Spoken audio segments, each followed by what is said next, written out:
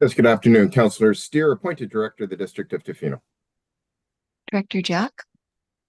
My name is John Jack. I'm the director for Hawaiiat and the chairperson, usually. Thanks. Director McEwen. Good afternoon, everyone. Marilyn McEwen, Mayor of Ucluelet. Director Boyko. Thank you, Chair. Fred Boyko, Electoral Area Director for Beaufort. Director Johnson. Afternoon, Kirsten Johnson representing Toquat Nation, and sorry, my camera is not working. And we have some staff online as well. If I could get introduce yourself, Eddie Kunderman. Hi there, Eddie Kunderman, Operations Manager with the ACRD. And Brett McLean. Good afternoon, Brett McLean, Airport Manager. Daniel. Good afternoon, Daniel Sayan, the CAO for the ACRD. And Charlie. Good afternoon, Charlie Starrett, Regional Fire Services Manager. And did I miss anyone? Kylie. Good afternoon. I'm Kylie Pettifer. I'm the Community Project and Engagement Manager. I'm sorry, I haven't met you before. That's why I didn't recognize you. I thought might with the delegation. Nice to meet you. Okay, so we've done introductions and we have an agenda in front of us. There is 4 late additions. We have a request of letter of support from the Hawaiiat Group of Businesses, and that will go under 6C. Under 6D, we have a request for letter of support from Hawaiiat First Nations. And under 2B, we have a request for a letter of support from the Clayoquot Biosphere Trust. And 12A is regarding a letter of support retrofitting Canada's retired Hercules fleet into air tankers for wildfire suppression. Is there any other additions from directors? Seeing none, is there any other additions from the corporate officer? Nothing from me, thank you. Could I have a motion to approve the agenda as amended? Moved by Director Cote, second by Director Sparrow. All in favor? Any opposed? Motion carried. Any declarations or conflict of interest? For consistency, I need to declare a conflict of interest with 8A. And while I recuse myself, I was wondering if Director Cote would mind taking the chair's position. Thank you. We have some minutes ahead of us. We have the Board of Directors Madam meeting. Chair? Yes, Director Jack. Yeah, for the Hawaiiat Group of Businesses item, I am now the chair of the holding company that owns the operating companies for HGB. So while I don't directly benefit from any of the decisions that are going on there, just for that sake, I'm going to excuse myself for the HGB letter of support. Thank you. Thank you for that. And I apologize for not seeing your hand up. We have minutes from the Board of Directors meeting held on September 10th, 2025. Is any errors or omissions? Seeing none, can I motion that the minutes of the Board of Directors meeting held on September 10th, 2025 be adopted? Moved by Director Cote, second by Director Sparrow. All in favor? Any opposed? Motion carried. We have minutes from the Accessibility Committee meeting held on September 9th, 2025. Any errors or omissions? Seeing none, the motion that the minutes of the Accessibility Committee meeting held on September 9th, 2025 be received. Moved by Director Siga, seconded by Director Cote. All in favor? Any opposed? Motion carried. Next, we have minutes from the Salmon Beach Committee meeting held on September 17th, 2025. Any errors or omissions? Seeing none, get a motion that the minutes of the Salmon Beach Committee meeting held on September 17th, 2025 be received. Moved by Director Siga, second by Director Cote. All in favor? Any opposed? Motion carried. And next is the meeting from the Beaver Creek Water Advisory Committee meeting held on September 18th, 2025. Any errors or omissions? Seeing none, get a motion that the minutes of the Beaver Creek Water Advisory Committee meeting held on September 18th, 2025 be received. moved by Director Sparrow. Second by Director Cote, all in favor. Any opposed? Motion carried. Next, we have petitions, delegations, and presentations. First on the agenda is Jenna Hildebrod, project planner, and Sandy McCain, housing research and policy lead from Macola Development Services on ACRD housing needs report. Please comment up.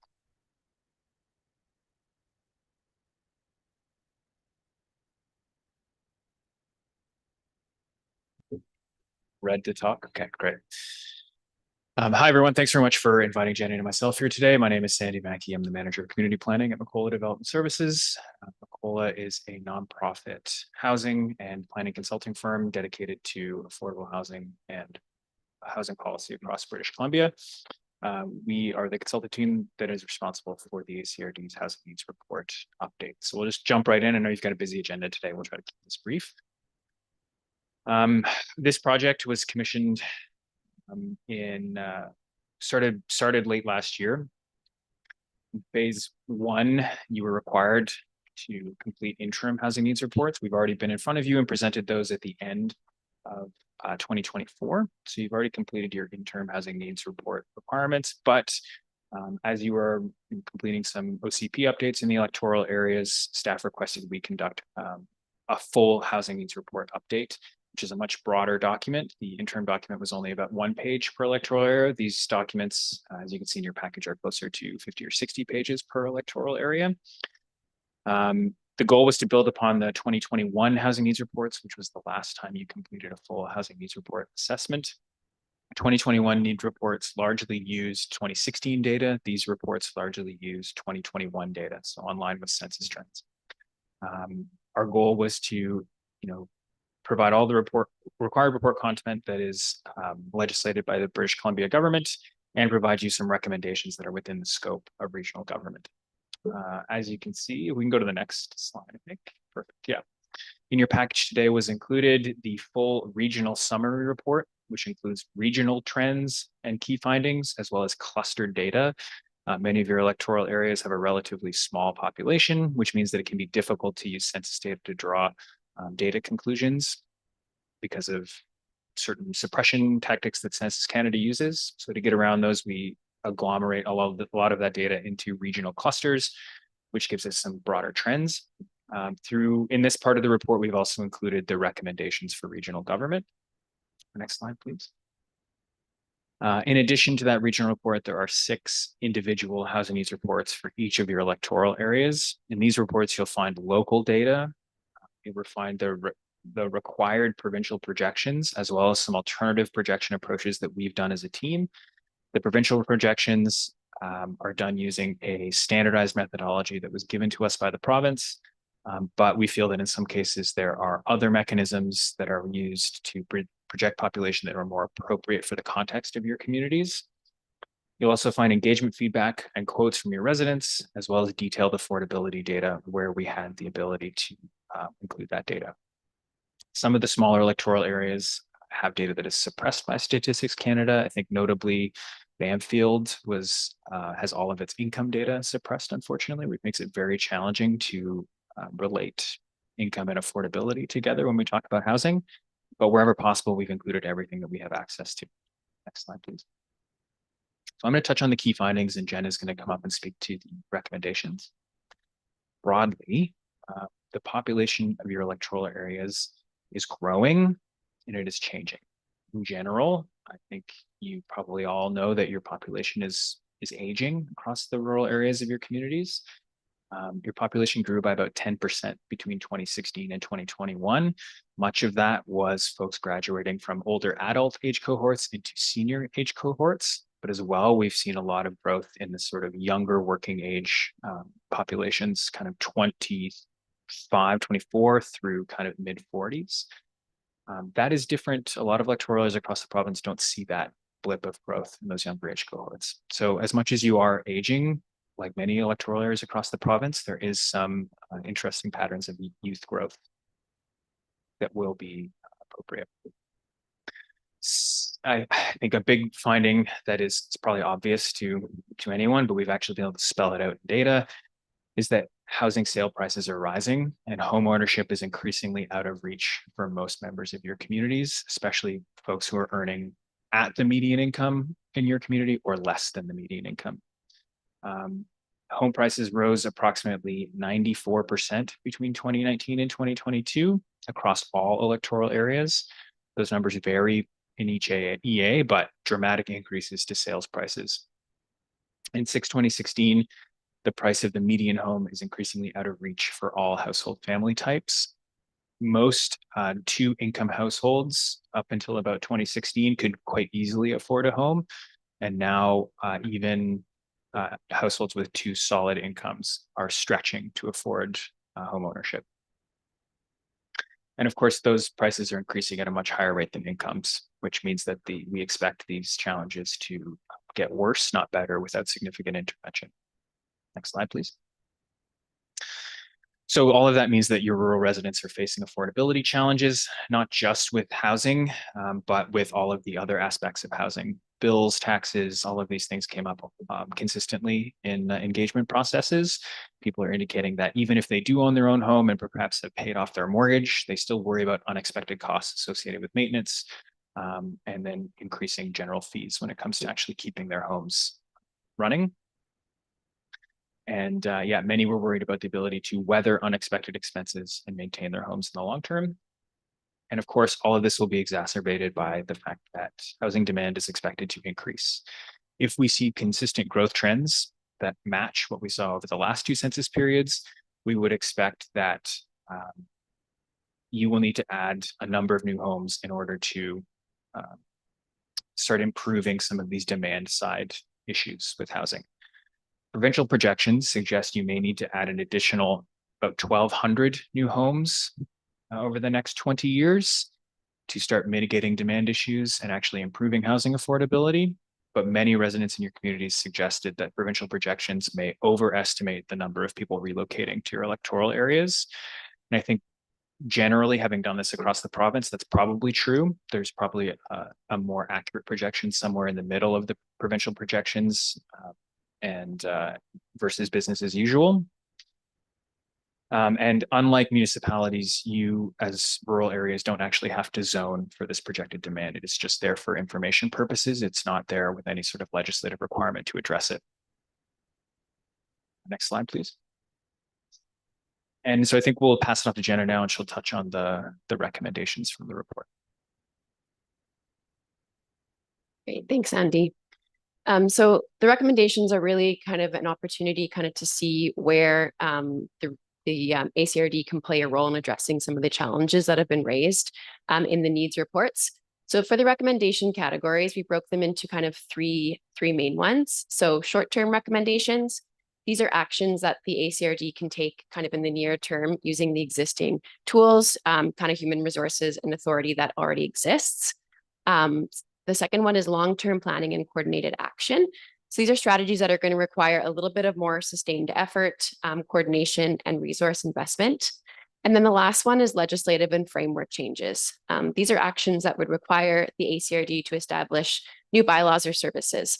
And just wanted to put kind of a quote on here from one of the engagement participants, just to show that these recommendations do take into account what we heard through the surveys, as well as the groups with the as well as the feedback from the APCs as well. Next slide, please. So for the short-term recommendations, the first one we have here is increased zoning flexibility. This would support a broader range of housing options, enable more efficient land use, reduce infrastructure costs, and support local development and reduce urban sprawl. So one of the key pieces we kind of heard in some of the feedback sessions was that there is some, innovation in local communities that they want to address housing need, but they're feeling like they've kind of are hitting up some roadblocks. So some increased zoning flexibility can include permitting a wider range of housing types like ADUs, duplexes, triplexes, reducing minimum lot requirements where it makes sense, and considering some temporary use permits to enable short-term or trial housing options. So for example, when we're speaking to Bamfield residents, there's a lot of seasonal or temporary workers. So having some potential opportunities for some flexibility for some of those temporary use permits could be really effective in those areas. As well as encouraging densification in serviced areas. So the cost of infrastructure and servicing are a lot more cost efficient when growth occurs in existing neighborhoods and within serviced areas. I think this is an idea that many folks are familiar with, but wanted to just highlight again that it does make sense to really build on in those areas that already have servicing set up. And there is also opportunity to densify again through those secondary units and ADUs. And when that's appropriate and makes sense, that should be encouraged. Next slide, please. Moving in, or still in the short-term recommendations, given the ACRD's close proximity to many Treaty First Nations as well as neighboring First Nations, there's great opportunity to build and strengthen Indigenous partnerships. There's an opportunity to explore some joint housing and community development opportunities under the newly adopted Huu-ay-aht First Nations Framework Plan, for example. And again, just given the proximity, a lot of opportunity to potentially explore these partnerships more. And the last one under this short-term recommendations is continuing education and advocacy efforts.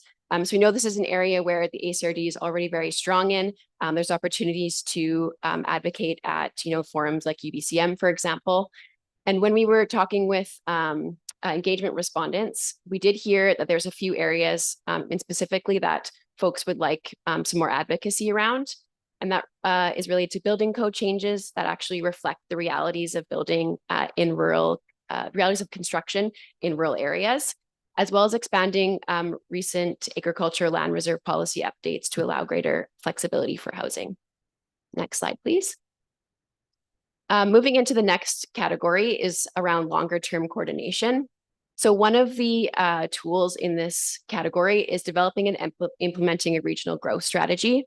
So this can really help to ensure that efficient expansion of servicing and infrastructure takes place in line with community development goals. We've seen a number of regional districts across the province do or implement a regional growth strategy. I think there was around 11 ones that we were able to kind of take a look at. So it is definitely an area where other regional districts are seeing, but where they can take a larger role in housing. And developing and implementing a housing action plan. So this document is a strategic document that addresses housing challenges as well as future housing needs. It includes goals, policies, and actions that promote a diverse range of housing options, and it can help to improve affordability and just offer some more different options around housing. So we've also seen action plans adopted across the province as well by regional districts. I think there's about 4. So again, there's different plans that we can kind of look to and build upon and kind of take different pieces that might make sense for the ACRD if this is something that is desired in the area. Next slide, please. And then the last kind of category for recommendations is around legislative and framework changes. So one tool can be to establish a regional housing service bylaw. This can be implemented through a couple of different ways.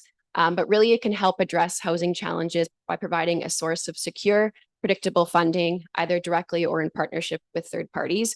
We know that there's limited development opportunities or large-scale development opportunities. So this is one way to kind of create a revenue source that can be used for housing initiatives in the future.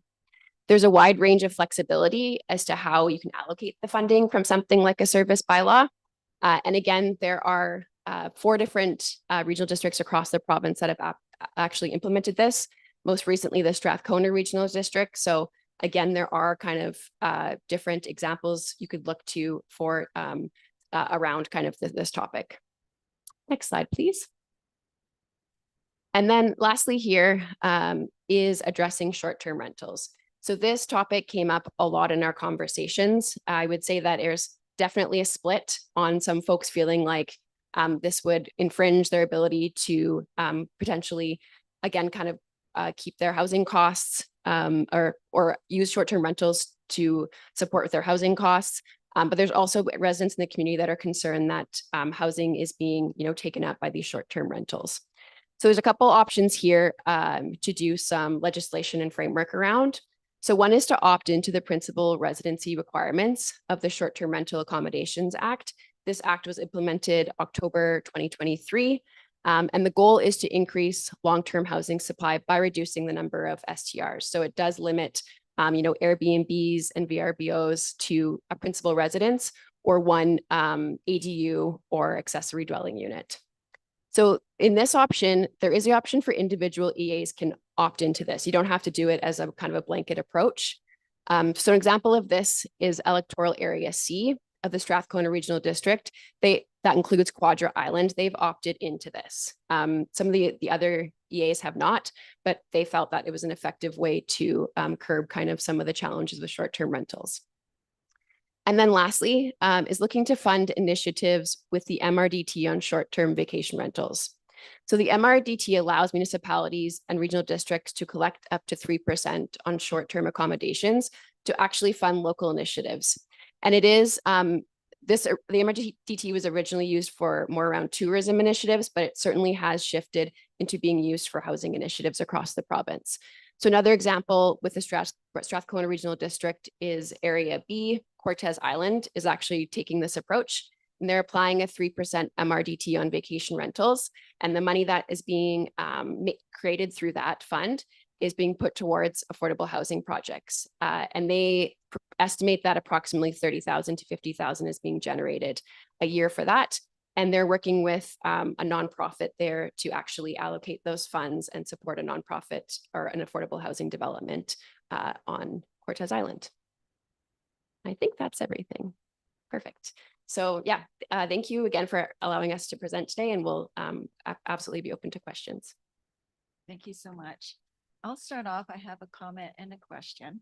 When I was first elected to City Council in 2018, 2 people working a minimum wage job could buy a house in Port Alberni and be approved for a mortgage. So how quick these things have changed.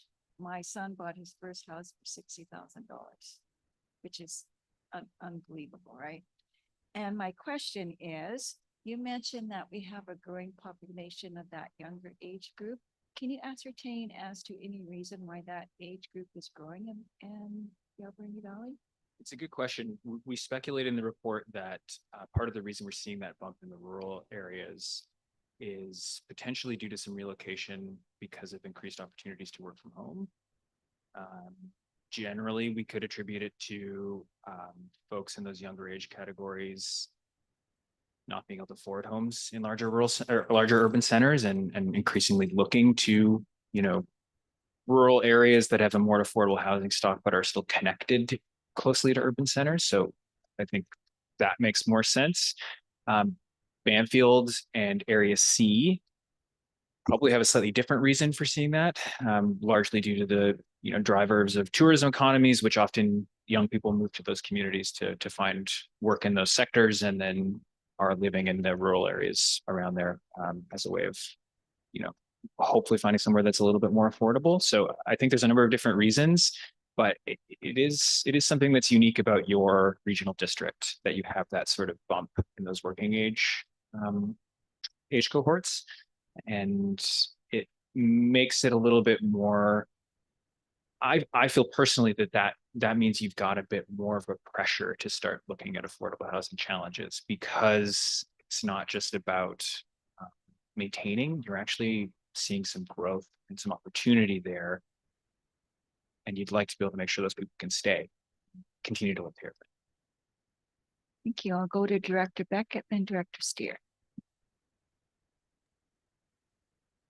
Thank you for your presentation and your report. There's a lot more information in this report than there was in 2021.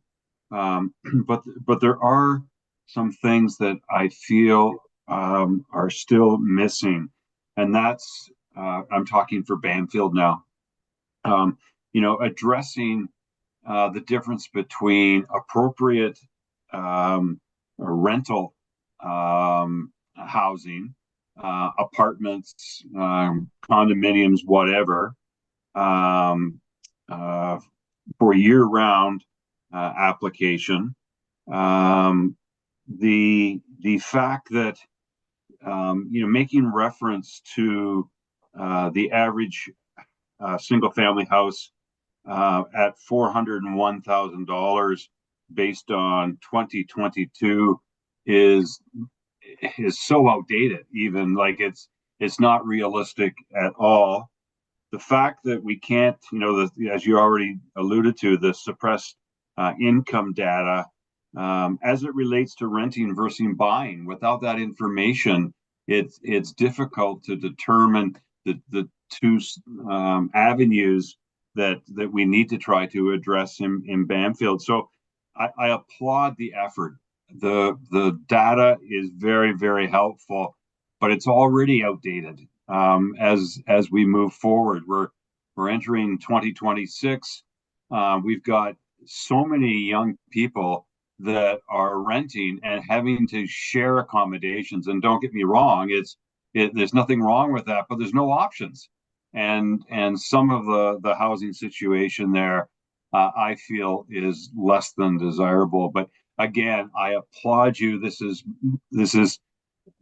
an excellent job, and it will get us moving in the right direction. Thank you. Thanks, Director Beckett. Just, yeah, I absolutely, I 100% agree with you. I think that Bamfield was the electoral area that presented us with the most challenging data conditions in this report. There is a lot missing. And we were really lucky that your staff had us in front of their APC, and there was a tremendous survey response from Bamfield. So wherever possible, we tried to fill those gaps with some qualitative data to show the need in that community. But you truly have a very unique and challenging housing circumstance there. Very small community, not a lot of housing, and lots of pressure from seasonal industries and from year-round residents who are looking for housing. That 2022 figure you pointed at seems low, that $400,000 average sales price. And if you look at the actual graph, Bamfield's sales prices fluctuate by hundreds of thousands of dollars year to year. And that's because of an incredibly small inventory and incredibly small sales volume, right? So when you're only selling 2 or 3 houses a year, then the data starts going with these jagged peaks and valleys instead of having a nice even trend. So yeah, I would say that as many of you look at your reports, erring on the side of there being more affordability challenges than less, our report probably underestimates a lot of the affordability challenges because of that limited income data, is probably your best way to interpret some of these data gaps. Thank you, Director Steer. Yeah, thank you for the presentation. And I know I'm not in an electoral area, but I do have some, and thankfully Tofino doesn't have any housing needs challenges at all. So, but that's, hopefully you're laughing. But I did want to comment on one of the legislative changes that you suggested, and that was opting into the principal residency requirement that the province has initiated. And I just wanted to be cautionary in terms of some of the tools that we have available to us outside of opting into the provincial government's legislation. And I think zoning is one of the more powerful tools that we have to be very specific about mitigating some of the potential damages that can be caused by the opting in, and especially in the electoral areas where they have very diverse needs. And once again, we've alluded to the affordability issue. And for those households that would require that, it is something that has to be considered. It is a caution that there are other substantial tools that we have available to us, legislative tools that we have available to us to address that particular need. And then just, I think you alluded to also the MRDT and the value of the MRT. And once again, there's some cautions around that, but certainly around, as you know, in Tofino, with the ability to fund some of the initiatives around our housing is a very important aspect to be considered by the electoral areas.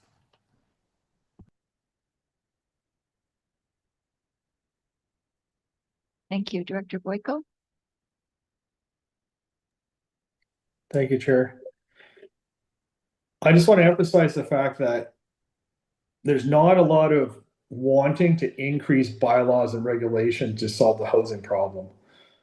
What I want to do is reduce it, especially with regard to the BC building code, by allowing, tiny homes, RV living, these kind of things that are happening out here. We know they're happening, and we say you can't do that, you can't build that. So we want to work towards reducing regulations instead of adding more rules. Thank you very much. Thanks, Director Boyko. I will speak to that really briefly. That was a very, very common piece of feedback we received throughout the report, is improve flexibility, improve ease of access, improve our ability to develop these alternative housing options on our properties, don't increase legislation burden on individual homeowners. I think that came through loud and clear. Unfortunately, a lot of those pieces, the BC Building Code, you don't have direct control over as a regional district. So working through your advocacy channels to support some of that work, like you're already doing, is your best path forward with that. But So yes, just I as a agree. follow-up on that, sorry, Director Jack. But there are some things that we do in our planning department and their building inspectors that we could loosen the regulations. But there is discretion there that we could do at a local level to reduce our own red tape and make it more usable, relatable, and actually actionable. Thank you. Jack, please go ahead. Thank you for the presentation. It seems like there are a few things that we should contemplate, starting with rezoning, but potentially having conversations about OCPs, especially in parts of the regional district that are adjacent to larger communities.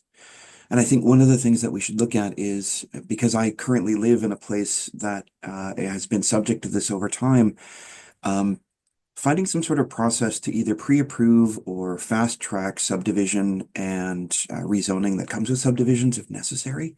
And I know that there might be a bit of a difficult conversation for some communities who want to keep it rural per se, but when you're right smack dab adjacent to Port Alberni and the growth that might be happening, it seems like a lot of homeowners might want to look at that as an opportunity, not only to keep the home they're in, but potentially provide for more space for housing to be built. Yeah, I don't know if that can be done quickly enough, but I think with the OCPs coming up, I think that's part of something that could be considered. I don't know, what do you think at on your end regarding what you've learned through the reports?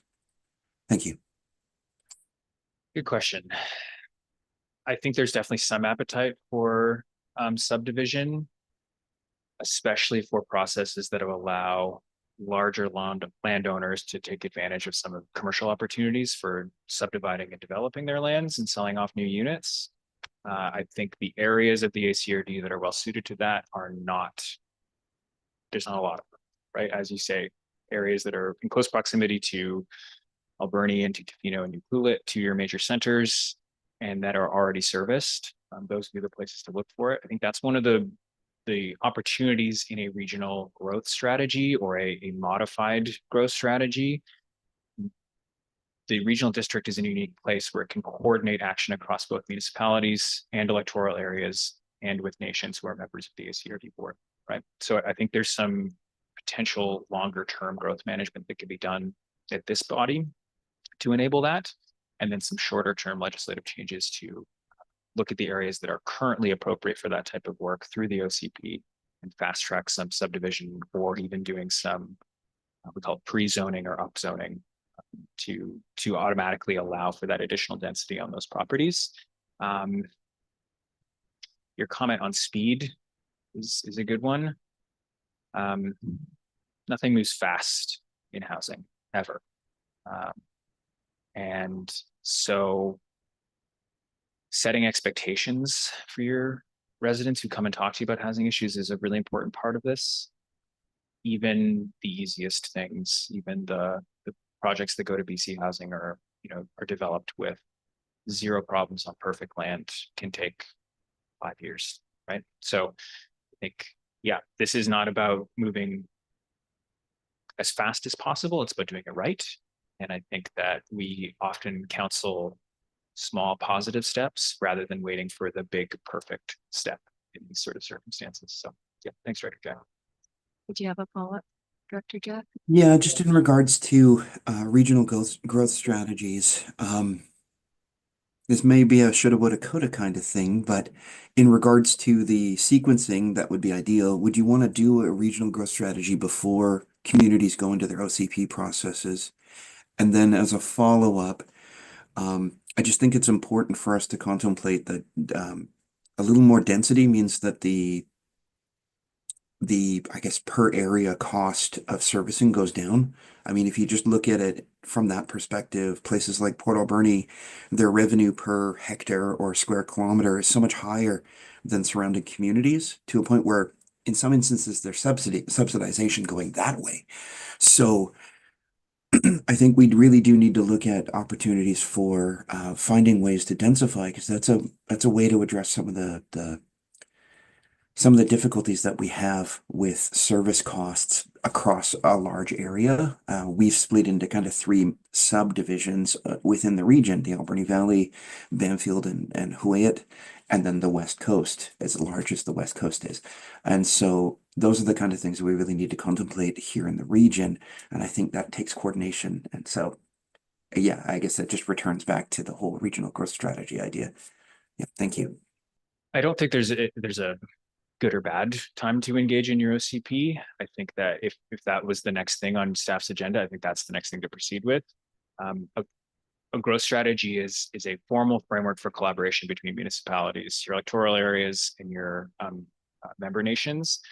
And you can still engage in that kind of collaboration outside of regional growth strategy. Many regional districts do not have regional growth strategies, and they still have ways and processes to engage in collaboration when it comes to servicing and to allocating growth areas and things like that. So I think as long as there is something in place to coordinate that, that is great. If you're seeking, or if there's a gap there and you need a longer term solution to formalize that relationship and to agree on collective targets for these things across the full regional district, then you can proceed with regional growth strategy. But in the short term, there are many things you can do in the absence of that document. And I think probably staff would already have most of those things on their list to do as they work through the OCP process. Thank you, Director Sparrow, then Director Cote. Please go ahead, Director Sparrow. Thank you for that. Yeah, we are working through OCPs and doing what we can to try and get through these problems we have before us, which, is doing good. We're a third of the way through, so we got ways to go with so many of us. But also in my area, I have an improvement district, which is quite large, which cannot expand their lines without getting treatment center first. So the growth strategy sort of hit a brick wall, because unless you can infill, we can't grow. So people that want to get the water to put the subdivisions in, they can't do it because they're being hampered by the government saying we can't do it. So that's the problem there directly right now.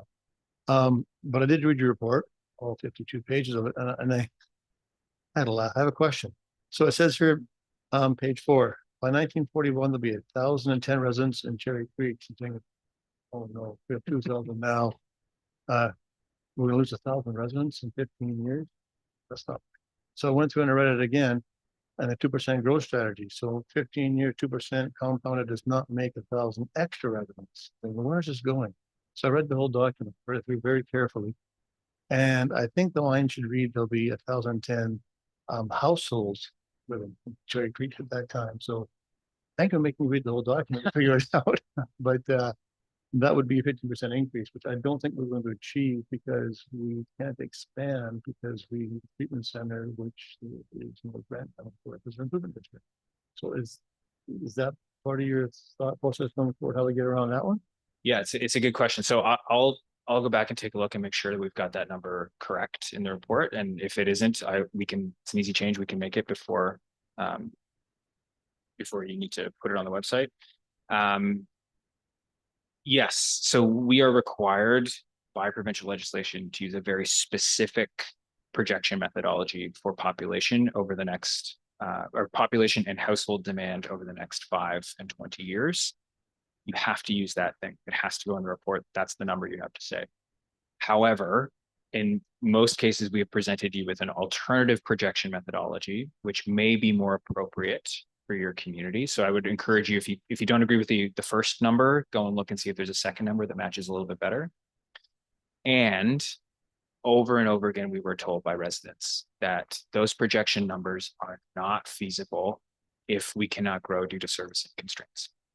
Right. So I think it is totally fair for you to be looking at that number and saying it doesn't quite match, and we don't believe that we can grow to this amount, because there simply will not be enough homes in our community for that number of people. And when that happens, growth tends to move to other areas of your community where there are homes, where there are people, or where more sales volume allows for people to purchase a home even if the costs go up. Right. So I think a lot of that spillover demand may be into Port Alberni, maybe into other parts of the island, further up the island, maybe into other electoral areas that do have some available housing that are able to densify. So yes, those numbers are definitely not perfect, but I think they are valuable as a trend point or as a sort of informative piece of information, not a target or a precise number. But I'll take a look at that and make sure it's. Thank you, Director Cote. Thank you. Looking at this report, I don't feel like I can use it either. We are reviewing our OCP at this time. Been a lot of discussion in the community about housing. So the word affordable is not something that people relate to at Sprout Lake. Housing is unaffordable. We have a huge population that is non-resident. So a lot of property owners that this is a second or third home, and they're not small homes. They're very unaffordable. It says to build 93 subsidized units for over 20 years to meet the needs of the most vulnerable. Sprout Lake has had a situation where over 10 years ago, a development happened where it was for more affordable housing. Those properties were purchased and built, and now they're applying for short-term vacation rental application. So they're no longer in a built development for affordable housing. They're less cost because they're not on the water, and they're smaller lots, but they still are, as people describe, unaffordable. I don't see any properties that, not many anyways, that are able to accommodate a multi-family unit, or most of the properties are developed that are available. So for us to have 297 more housing units built, it's unaffordable. So I don't know how we could ever meet the recommendations that are coming forward here, especially at Sprout Lake, when we have very little rental options. It's hasn't been identified yet the difference between residential and recreation. We need to identify what recreation is so that we can understand what our housing and accommodation options are. Thank you. Yeah, I 100% agree with you. It would probably not be feasible to add 300 units in Sprout Lake. I don't think the land is there. I don't think the servicing capacity is there. And that's where these provincial methodologies fall apart when it comes to rural communities. It's a mechanism for taking current demand, projected demand based on past population growth projected forward to the future, and looking at what number of households that likely means in order to meet current demand, meet projected demand, and reduce shortages to improve affordability back to pre-2016 levels, right? That's the goal of that. And it's applied the exact same way in downtown Vancouver as it is in Sprout Lake, right? So not a perfect measure of either, most likely. And certainly not an appropriate measure of to say you need 300 units when there's no servicing and ability to do that. So unlike Vancouver, you are not legislatively required to zone for those 300 units, which is great. There's an acknowledgement there that it's probably not feasible for you to do so. However, it's likely that that growth, if you continue to grow, is going to go somewhere. It might go into subdivisions in Sprout Lake, small scale. It might go into ADUs and carriage houses in Sprout Lake on a small scale. That might take 50 or 60 new units. The rest of that demand, if we're going to improve affordability, is likely going to spill over into your partner communities nearby. So I think that's the value of a regional district level discussion on these things, is to say it's not appropriate for us to have that at Sprout Lake. It's not going to happen. We can all agree on that we don't have the servicing or land available. So how do we try to absorb some of that into decisions we're making in other places in our communities, into allocations of that growth into growth nodes that are already serviced and maybe closer to larger centers or maybe more accessible by transit as well as other options, those sorts of things, right? So I 100% agree with you. I think the reports certainly fall short of articulating true need and true action on an individual electoral area level. But as a regional district body, I think you can use those data points as a way to start making collaborative decisions to hopefully start addressing some of these issues. But yes, your point is very well taken. Yeah, just that it's hard to work with the province when they mandate specific. Here's where you have to fit in, and when you don't, to me, it's a waste of a report of your time. Of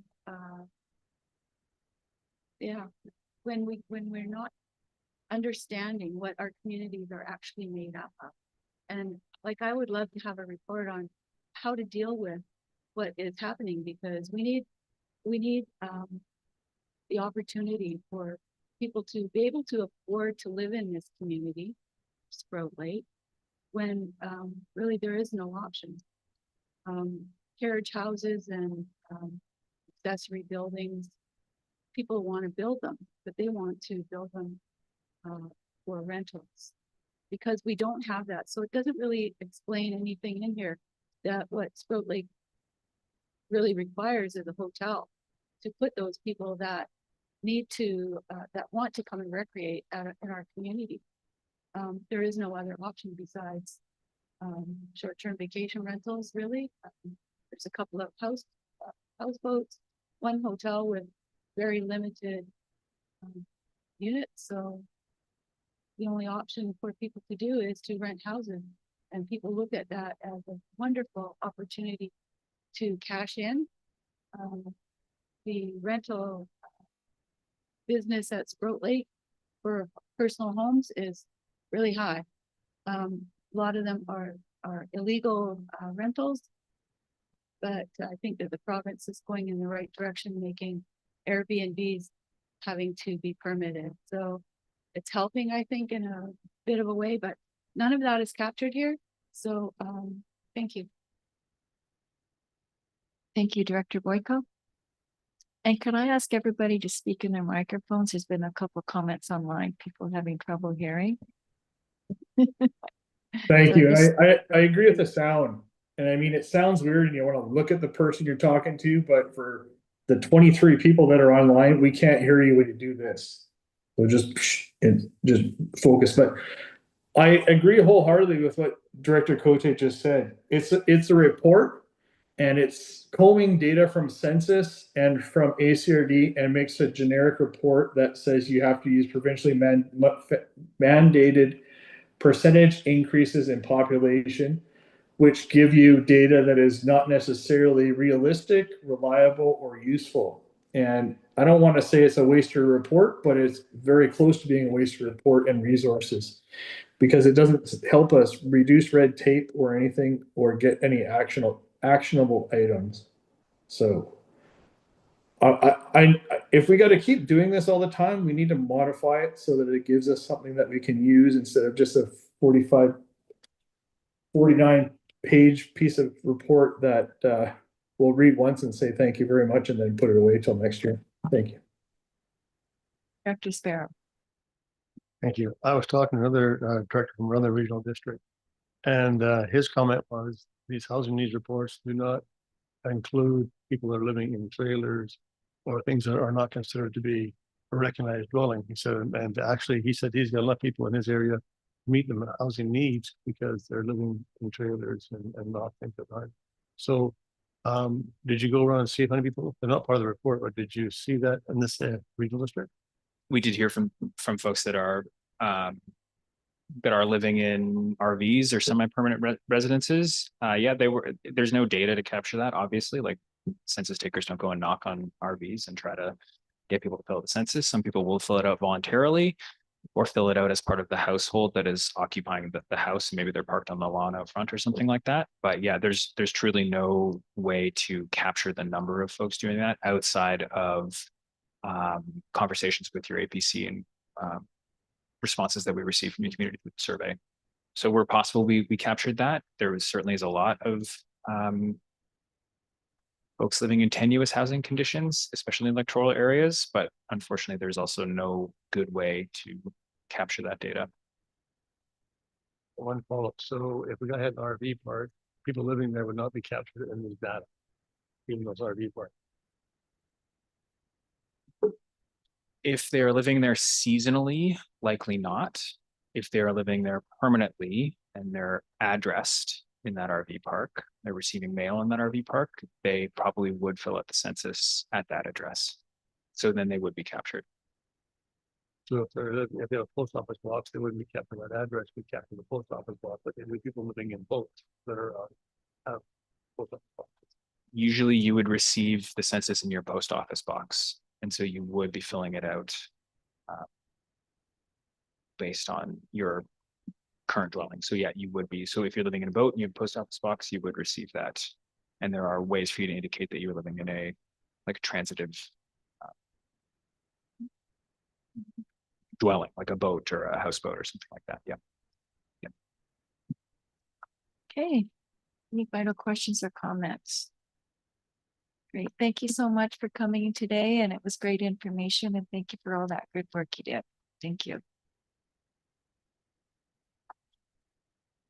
Okay, next on the agenda is Odiko Dombe, development variance applicant for DBA 25005-422 Burlow Island in Banfield. And thank you so much for waiting, and I'm sorry if I probably didn't pronounce your name correctly, but please go ahead. Okay. Good afternoon. Can we go to the next slide, please? Good afternoon, Chairperson Jack, Director Beckett, and esteemed members of the Alberni-Lakewood Regional District Board. I am grateful for the opportunity to address you today. I'm here again for this DVA 25005 that was a result of a unintentional error that we made. I noticed that on previous meetings, it kind of, I would like to mention that I am not an owner builder. After the building permit, we received a building permit, we engaged the licensed contractor, TWG Homes, to oversee the construction of my residence of 422 Burlow Island, Banfield. So he was the project manager, basically, of the construction of the building, and I was relying on their professional expertise to oversee the construction. I respectfully request approval of development variance permit DVA 25005 to accept it as it is built configuration, which it does deviate from the original DVA 20006 permit due to an unintentional error. The variance initially received support from the Banfield Advisory Planning Committee in April 2025, but when it was guided back to in the front of the Board of Directors, our neighbor Nelson Ireland came with a lot of complaints, and so it was sent it back to the APC. So I will provide you a detailed explanation of the situation, including origin, impacts, and procedural history and rationale for your informed decision. Could you please next? So what happened here is we bought the property in 2019, and as soon as we found out what we need to do, we were engaging to do every single paper legally, obtaining all the building permits without a fault. So with the initial in 2020, we hired the surveyor, the geotechnical engineer, the biologist, everybody who was supposed to be involved into the official paperwork of the building.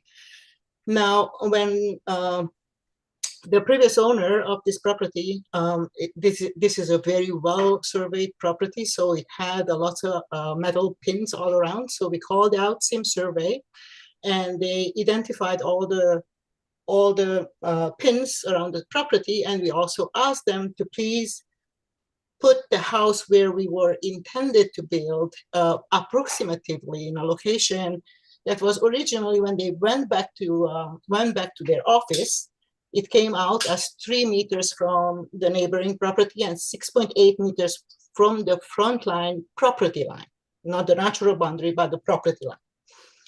But when Sims surveyor consulted with the geotechnical engineer, the geotechnical engineer suggested that we should tilt the building a little bit, taking advantage of the curved away shoreline to show a 7.5 meter from the front line setback to be a little bit more probable.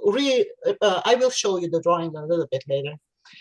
So we had this survey drawing, and that's what we applied for the variance 20006 that was approved in 2022. And that's followed by the building permit that was a complete 4-year exhausting experience, but we got to the building permit. After the signature of the building permit, we hired TWG Construction, local construction guy, awesome guy, but we were not on the location when all this construction started. The construction started in the following year in April, and they were instructed to respect the approved DBA 20006, which we provided for them, but we were not there on location to, follow up every step of the way. So that's where the mistake came in. The old stakes that was placed in 2020 by the surveyor was remaining in the ground. The construction, we discussed that we have a variance. We discussed that what are the dimensions, and we provided the drawings and the building permit to the construction guy. However, it was a survey stake in the ground, and he followed the survey stake. So construction proceeded based on the unchanged stakes, resulting in a 10-degree rotational tilt. And I will show you the drawing what I mean, because the description of the deviation that we have, it sounds much more dramatic than what you will see on the drawing that I will show shortly. Also, that could have been it. The truth is that the construction guy was absolutely 100% that he respected where the house should be. He was the one who scheduled all the following step of framing the foundation, excavating the foundation. It's a very difficult build, as I mentioned before, because it's a water access property only, very restricted, very irregular shape. So as soon as you move anything on the property, there is nowhere to put it. So yeah, we went through a whole lot. Also, the ACRD inspector was unable to visit the remote Banfield location to verify compliance because it's remote, right? So we absolutely were sure that we are respecting the variance. We found out later that that's not the case. And actually this a whole process of getting from meetings to meetings, it was a learning curve for myself too, because I honestly believe that most contributing factor to have a mistake or an error of the location, it was because of the difficulty, because it was. The foundation details, it was supposed to be only just an 18-inch deep foundation, but we could not find any suitable ground up until 5 foot. And you see, at that point, we did call out the geotechnical engineer to assess the ground after 5 foot excavation. And unfortunately, at this point, we embedded the misaligned positions. In order to correct all this, it will be a complete 100% demolition. So I would like the next slide, please. I would like to show you the first survey drawing. Excuse me, Director Cote. I'd like to interrupt for the moment. I believe that we're over the 10-minute. Oh, already. So I make a motion to continue.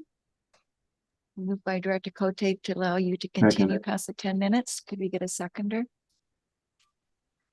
seconded by Director Boyko. All in favor? Any opposed? Motion carried. Thank you, Director Cote. Please go ahead.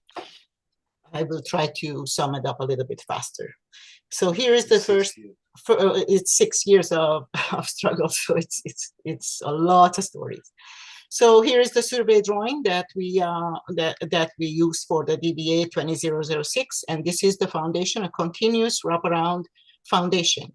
I'm showing this picture only to show you that any movement of that structure that is above that, it would not align with the foundation, which means that we have to completely destroy, excavate, and remove it from the property and start over. Next slide, please. So here is the drawing. This is the yellow line, the yellow outline of the house location. It is the DBA 20006. The red outline of that house is the mistake that we made. That's where the house is at this moment. That was an unintended mistake, and it does not benefit us in any way, shape, or form. We still own our property by 3 meters, which is 10 feet from the property line of the neighboring property line. And we are 6.4 meters to the property line of the front yard. But we are 9 meters to the natural boundary that it is beyond that line, since there is a access path to the shore. Now, I would like you to notice that by tilting the house 10 degrees on the east, what creates the 7.5 meters is because we're picking up the dimension from a different point from the curving away shoreline.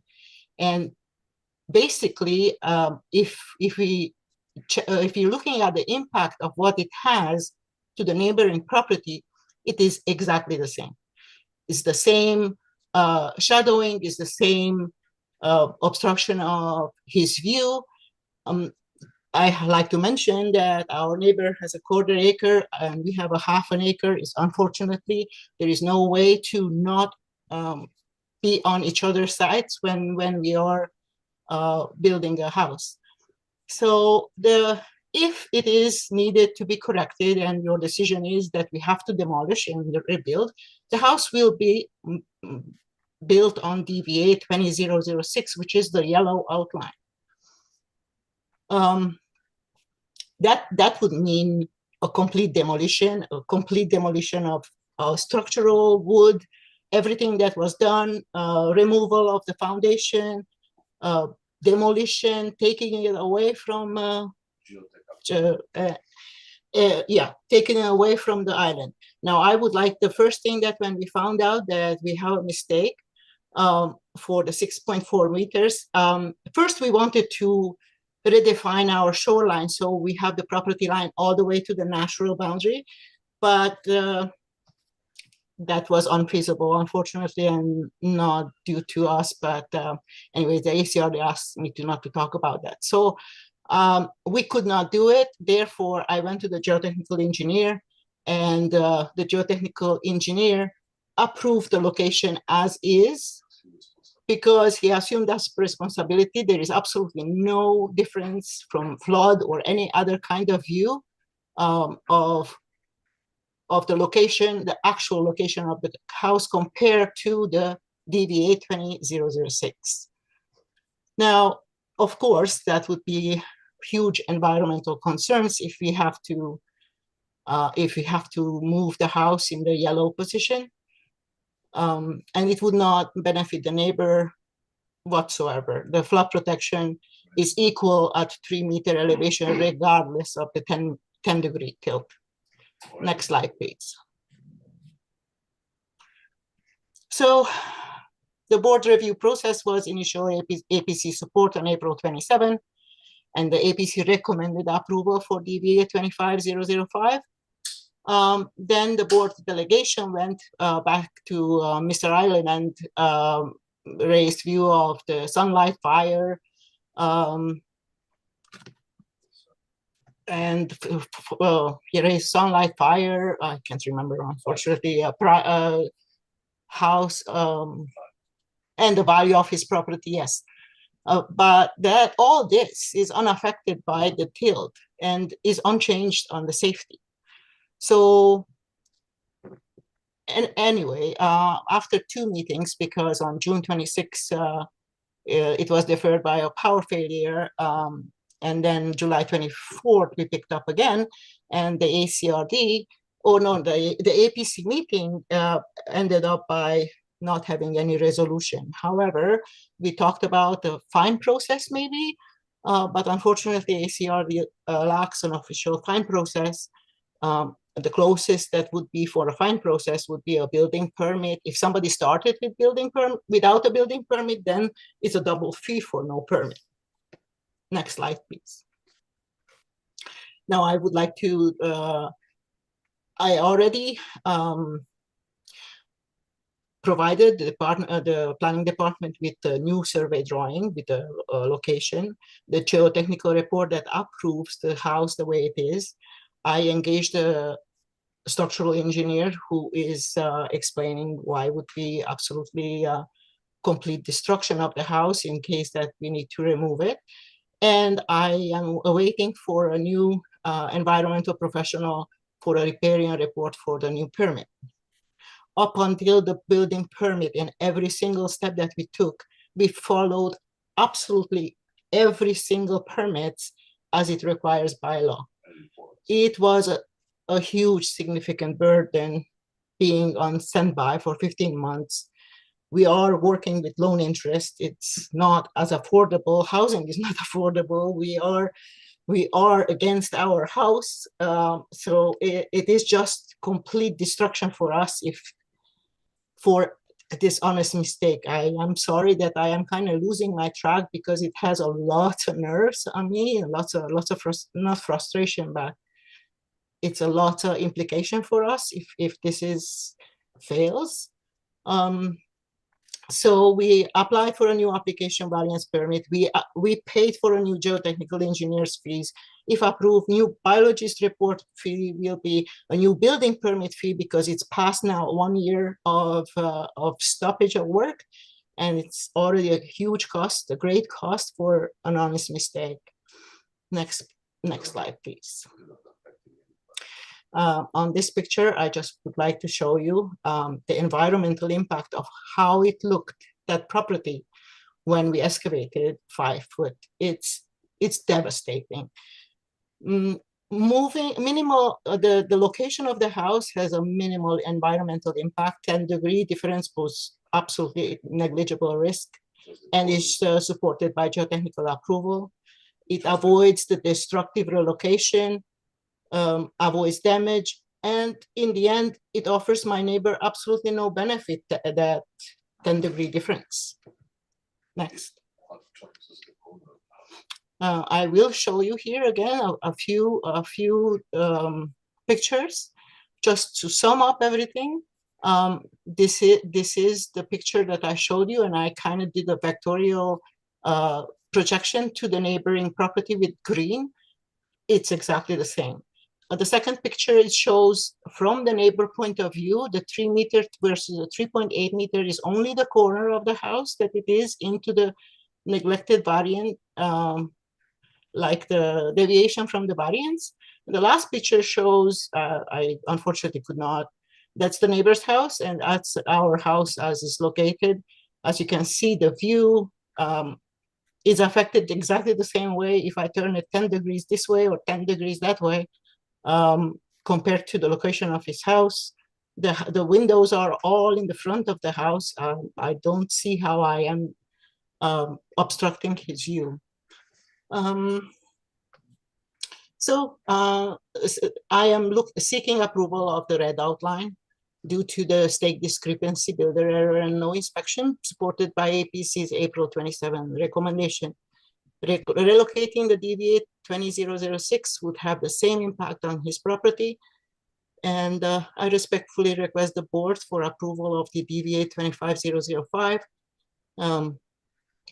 Unfortunately, like I said, this is a 6 years battle for all the paperwork that I needed to collect for the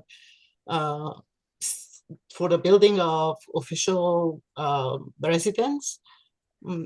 I unfortunately cannot do that sum up in 10 minutes, but if you have any more questions, I'm happily answering that. Thank you for your time and support for this. Thank you for that presentation.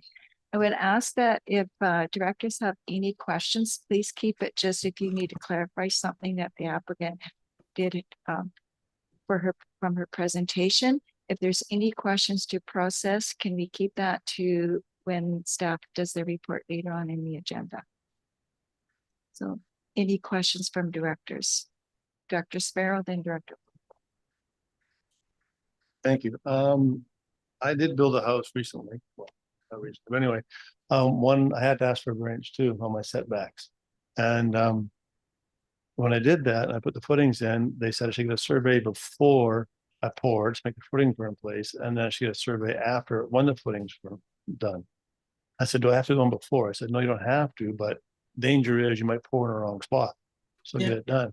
And the second thing was after I poured, they wanted a surveyor to come in and survey and make sure the foundation was in the correct spot before I built. But looking at this, they've already got a building halfway up on top of it. So I don't, when did they do the survey for the cement that shows in the correct place? It's not the ACRD's responsibility to come out there and see what's in the correct place. It's your responsibility to provide the documentation, prove it's in the correct place. So when did the surveyor come out to look at it after you poured? Like I told you, I hired the TWG construction company, and I assume that the construction company will be the one who's following the building permit procedure. Now, from I was not even on location of the property. We texted, and sometimes he sent me pictures of the process.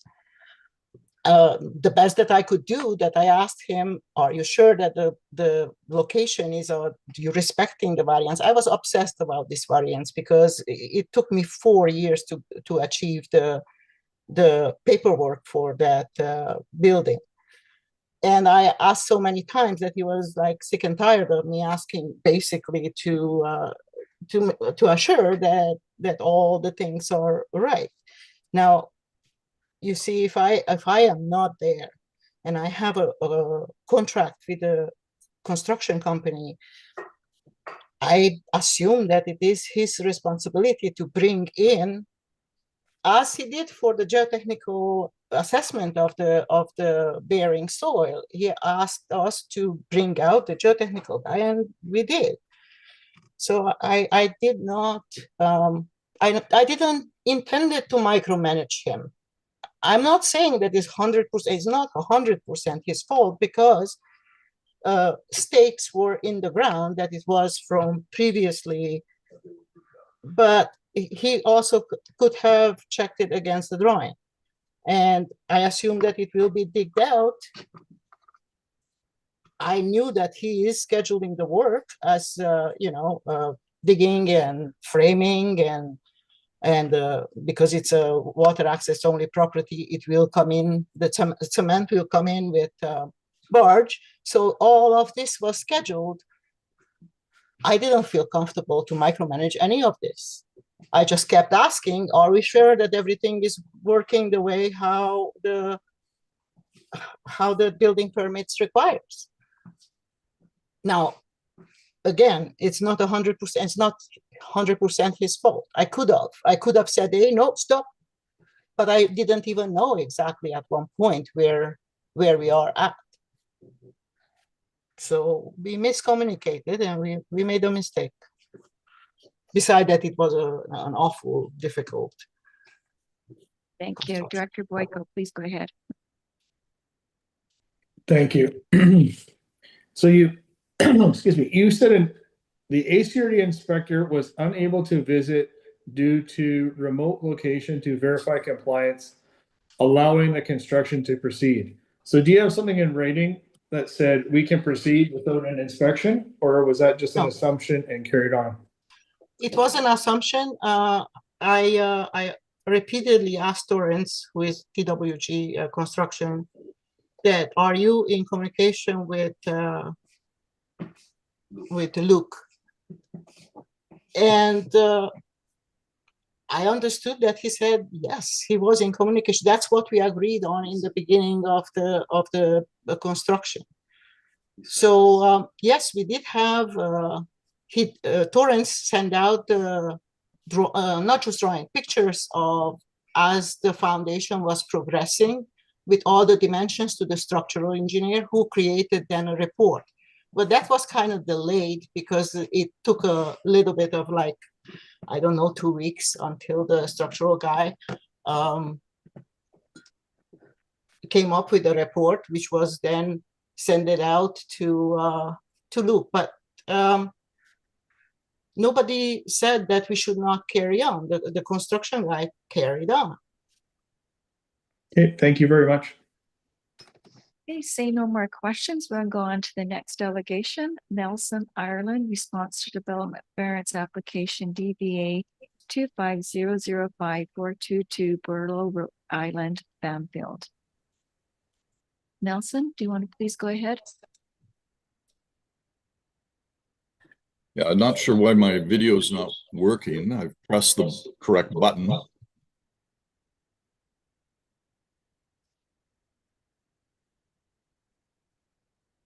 Yeah. We're Yeah, not can you sure, hear me? but we can hear you loud and clear, so please go All ahead. right. Yeah, Thank you. so there's something wrong with the video. Thank you to the board for allowing me to share my current perspective on the building being constructed on my neighbor's property, which is immediately to the east, that joins on my property of 420. I hear the applicants. I hear them and the frustration and stress. You know, this process of going through these variances has proven challenging, stressful, and time-consuming for all involved. In fact, the chair of the Bamfield APC said, you know, this is an extremely difficult situation. Notwithstanding my previously stated concerns with the original variance request, I respected the board's decision to approve the variance, even though that variance negatively affected the value and my enjoyment of my property. You know, the loss of view, et cetera. I respected it. I mean, okay, it was done. At the 24 July 2025 Bamfield APC meeting, during which this application was considered, one of the APC members voiced surprise and concern over the extent and magnitude of the previously approved reductions on those property setbacks, and let alone the additional reductions requested in DVA 25005 to address the 2 setback violations. This is on the front and western side yard due to the incorrect siting of the building. You know, contrary to what the applicant's saying that there's only 1 setback violation, there's actually 2, and I relied on ACRD documentation from planning and development and as well the applicant's own statements in some of the communication. And I've captured that. It's in your package in an August 22 email to the applicants, basically saying, here's my understanding. Correct me if I'm wrong. I never got a response to that. The applicant said that, you know, at that APC meeting on 24 July, they were unable to provide a recommendation, you know, to either approve or deny this application. That underscores the challenges the community itself is experiencing, trying to determine what do we need to do here. The Bamfield APC made 2 motions, 1 motion to recommend approval with conditions and 1 motion to deny. Neither motion was passed. I mean, it's a split community now. Now, from my perspective, and I've raised this before, approval of this DVA 25005 would create a predicament for the ACRD and potentially leading to the setting of precedent for others to seek variances to address mistakes that were clearly preventable. Worse, it could encourage others to intentionally make mistakes that serve their own interests and then to seek variance after the fact. For ACRD, I mean, maybe the possibility exists that property owners could legitimately challenge previously denied variances and ask for reconsideration or perhaps seek compensation for the costs incurred. I've raised this before that if this is approved, there could be a loss of confidence in both the bylaws of ACRD and ACRD's ability to actually apply them. Now, despite my objections to DVA 25005, I recognize the potential cost implications of the applicants. They're big. And if it's denied, it's going to be very costly. I also recognize the value and benefit to the applicant, myself, and the community if an acceptable agreement could be reached to address the issues caused by the incorrect citing. For this reason, I welcome the ACRB decision on the 27th of August to defer a decision to October 8th to allow the applicants an opportunity to address concerns of, of the public, which was me mostly impacted, that dealt with the incorrect citing of the building and those two property setbacks, one on the front and one on the side yard. However, and I guess I'm a bit disappointed, following the 27th August ACRD board meeting, I didn't receive any correspondence from the applicants. And I've provided additional information to what I'm speaking about in a letter addressed to the ACRD board. It's on page 31 of your agenda package. Email messages between the applicant and myself, which we exchanged in August prior to the board meeting in August, are referenced in my letter, and they're included on pages 157 to 162 of the board's agenda package. I've read the recommendation of the ACDR Planning and Development Department to the ACDR board that is included in today's meeting agenda.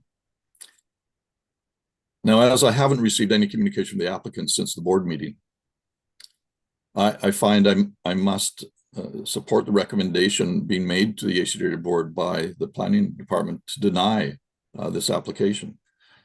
That's about it. Thank you for your time today. I wish you well in your deliberations later on what to do with this, the DVA 25005. But thank you very much for your time. Thank you. Do the directors have any questions directly needing clarity on Mr. Ireland's presentation? Thank you. Seeing no questions, we'll move on to correspondence for action. First, we have a Minister of Children and Family Development to declare October as Foster Family Month, and there is a possible motion. Would anybody like to make that motion? Director Cote. Thank you. I'll make the motion that the Alberni Claypot Regional District declare October as Foster Family Month and thank both family and foster caregivers for their dedication and commitment to children and youth in care. Would anyone like to second that? Moved by Director Cote, seconded by Director Sparrow. Any questions or comments? All in favor? Any opposed? Motion carried. Thank you. Next, we have a letter from Alberni Valley Chamber of Commerce requesting visitor services for region to be included in upcoming discussion on the establishment of an economic development service for the region, and there is a possible motion. Would anyone like to make that motion, or is there any comments or questions? Director Boyko.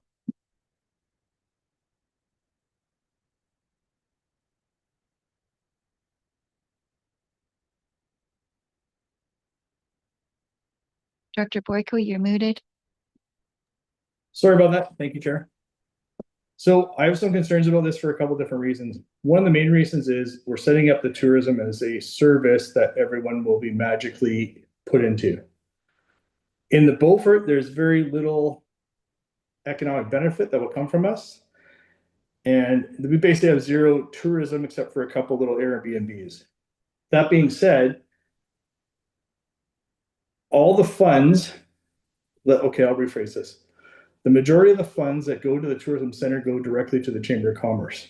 So the Chamber of Commerce is funded by membership fees, McLean's Mill, and the tourism center. So half of the money that goes to tourism goes directly to the Chamber. So we're subsidizing the Chamber through taxation as opposed to member funded what it is supposed to be. So that's what I have a concern about, is this will benefit a certain number of restaurants and hotels, which are majority in Port Alberni, not in the electoral areas. And this is only coming about because the city reduced their funding for the tourism center last year and is asking us to pick up the bill. That's my main concern. Second concern is there's several members of the ACRD and the city that were sitting on the board as non-voting members for the Chamber of Commerce Board, but they've asked us to all vacate and not participate in board meetings moving forward. This is all within the last 2 weeks here. So I'm quite concerned of extending our services to something that we're not looking forward to. Beaufort has very limited economic activity that will benefit from this. And I would like to, if the other electoral areas want to do this, go ahead. There's more tourism in Sprout Lake than Beaufort. But I feel that the Beaufort people will not benefit from this. And this is a tax grab to go straight to the Chamber of Commerce. So I would have put in a motion forward that if the other people want to opt into this, please go ahead, but Beaufort would like to opt out. Thank you. Director Minions. Thank you. I just wanted to echo the concerns that Director Boyko just shared around the city and regional district, as well as other reps being asked to not participate in the board. I think in board meetings at the chamber. I think it is. It's concerning when we are considering, if we should make this a service to be sort of excluded from the processes and the knowledge that I think would add comfort to what the operations there are for us to consider funding. I at the same time want to disagree with the statement made that I think there's little to no benefit to Beaufort. I don't agree with that at all. I mean, there's businesses in Beaufort. Tanya Shannon's business is one example. She does fantastic little events and they're promoted throughout the valley. I think that Alberni Valley Tourism even promoted one of them recently. I might not be correct on that, but I'm pretty sure I saw it online. She's not the only one. I know that there's other business owners in the Beaufort. I think that our economy in the Alberni Valley is a whole economy. There's employees who live in different areas while the businesses may be physically situated, not all of them, but some of them, more of them obviously in the city of Port Alberni. I think that our economy functions as a whole. We all share the communities and the benefits. So I don't believe that there's value to one area over another for this. I do believe it's an important service, but agree completely with the concern around being excluded from the board, especially if the chamber would like us to contribute for visitor services. Then I think we need to be at the board with a seat and obviously non-voting, but with a voice to be able to be apprised of what's going on. So I'm interested in the regional district participating in this, but I do think we need to address the board piece. Thanks. Dr. Muniz, before I go to Director Boyko, I'm just curious, have you expressed those concerns to the chamber board? No, it was a recent change while we were away at UBCM. Thanks. Okay, so it's just happened. Okay, thank you. Director Boyko? Yes, thank you, Chair. There's also something else that Director Muniz just brought up here about Alberni Valley tourism. Now, there's two different tourism things in the Alberni Valley. There's Alberni Valley Tourism Association, and then there's a tourism that is under the Chamber of Commerce. Now, Alberni Valley Tourism Association is funded by the tax that was brought in about 2.5 years ago by this board on hotels and Airbnbs in the area. Okay, so they're already funded by themselves. They're not taxpayer funded. They're not looking to be taxpayer funded. Now, the second one is the tourism center that is looking to be taxpayer funded. So we just want to make sure that we're all very clear that there's two competing things that are both funded by taxes of some kind, and we're looking to do that.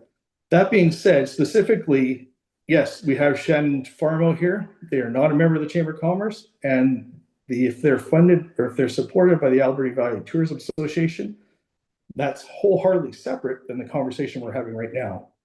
I see very little notice and work by the Chamber and Tourism on online, anything else that promotes anything in Beaufort. And there is no businesses out here that are registered with the Chamber. Thank you. At your last, when you last had your hand up, Director Boyko, you made a motion, but can you just say what that motion is again? Because nobody seconded it. Thank you, Chair. So when we talk about inclusion and services, this is where we have to make sure we're very clear on who wants to pay for it, who gets benefit from it. When we talk about the inclusive government conversations that are happening on the side, and we talk to the other First Nations, one of the things we promote is you get to pick what services you want to be included in, as opposed to someone voting that you will pay for this service whether you want to or not. So that's very clear on in that statement on what we're doing there. But what you're seeing here is the Beaufort people have said explicitly they do not want to pay for the Chamber of Commerce or the Tourism Center this way through taxes and grants or whatever. So I'm relaying to the board that if we want to have this happen, to set this up as a service, Beaufort would not like to be included in that officially. So I'll make a motion that Beaufort would not like to be included in this motion to potentially add the Tourism Center as a service in the future. Thank you. Is there any seconder?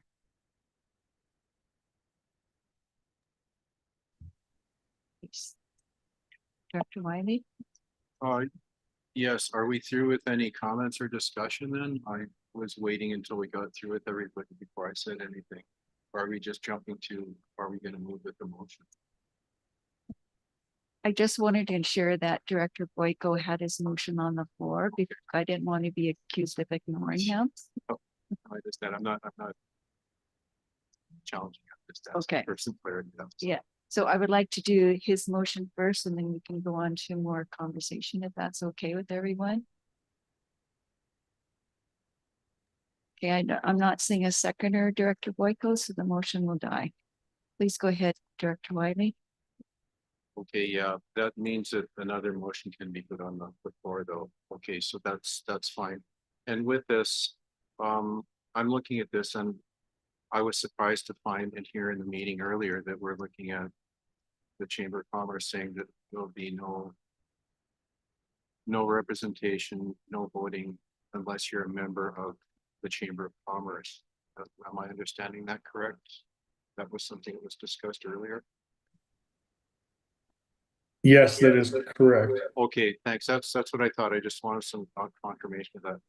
So with that, I think that would cause most people concern, I would think, to be approving something moving forward that you can't attend or find out what is happening or vote on it or have any input if you're not a signed up member. But they want support to have this limited process. I'm trying to find the right words for that without saying the wrong thing.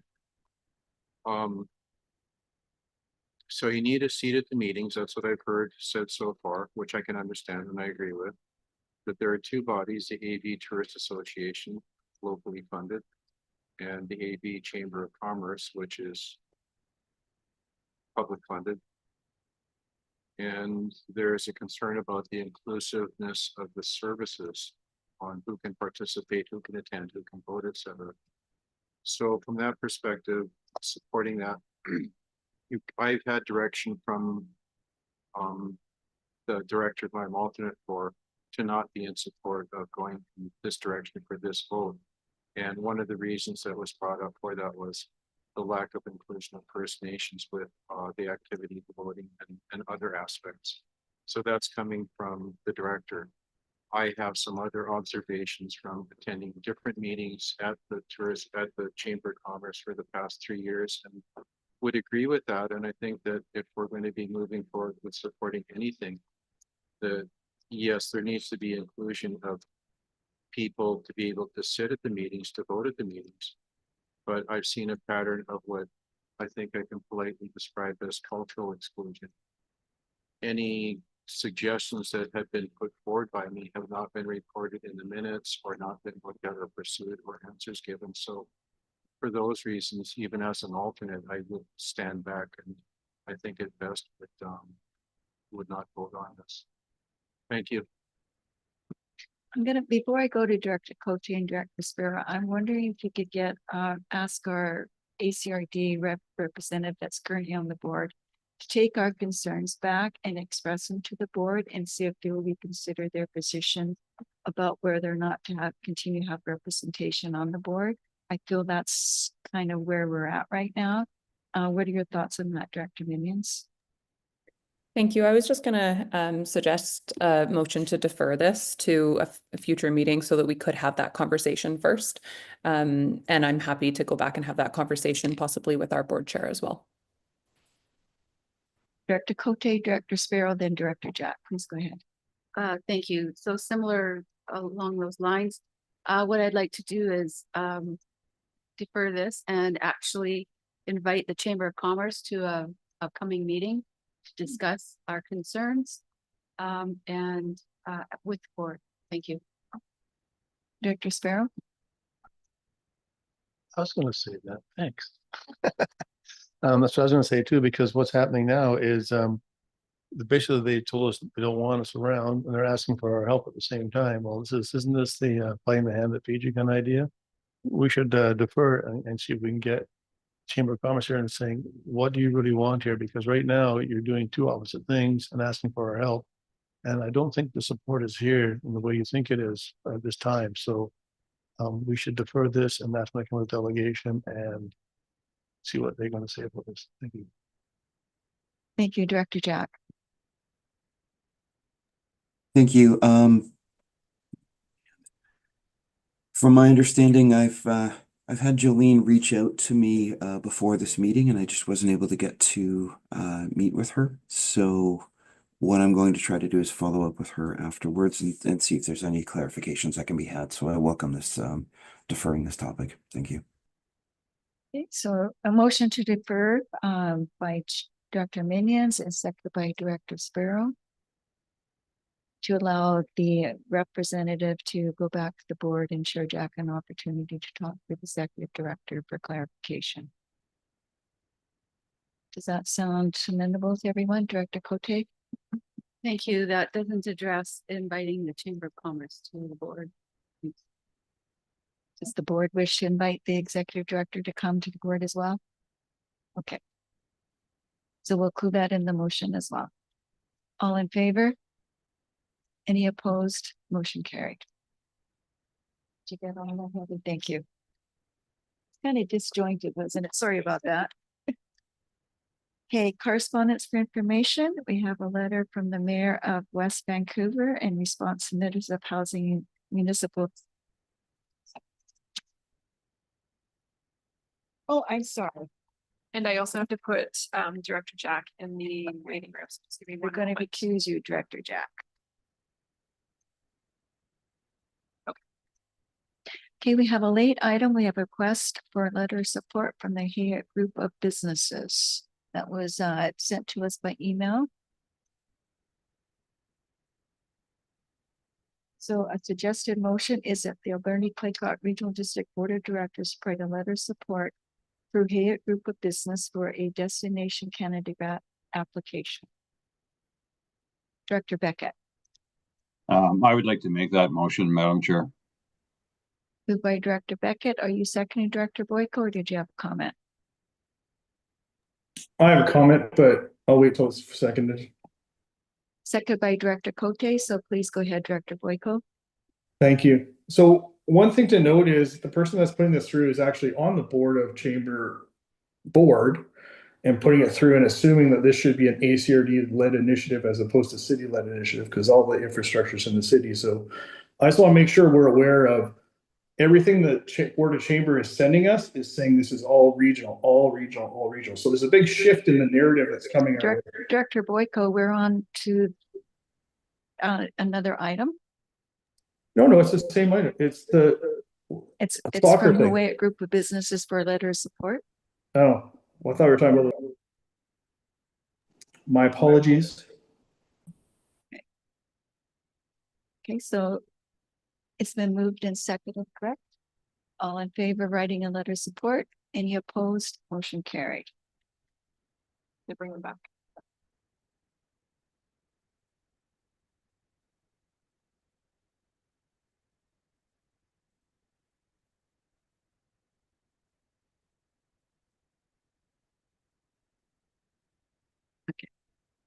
And the next late item is a request from the Wyatt Group of Business for a Destination Canada grant application.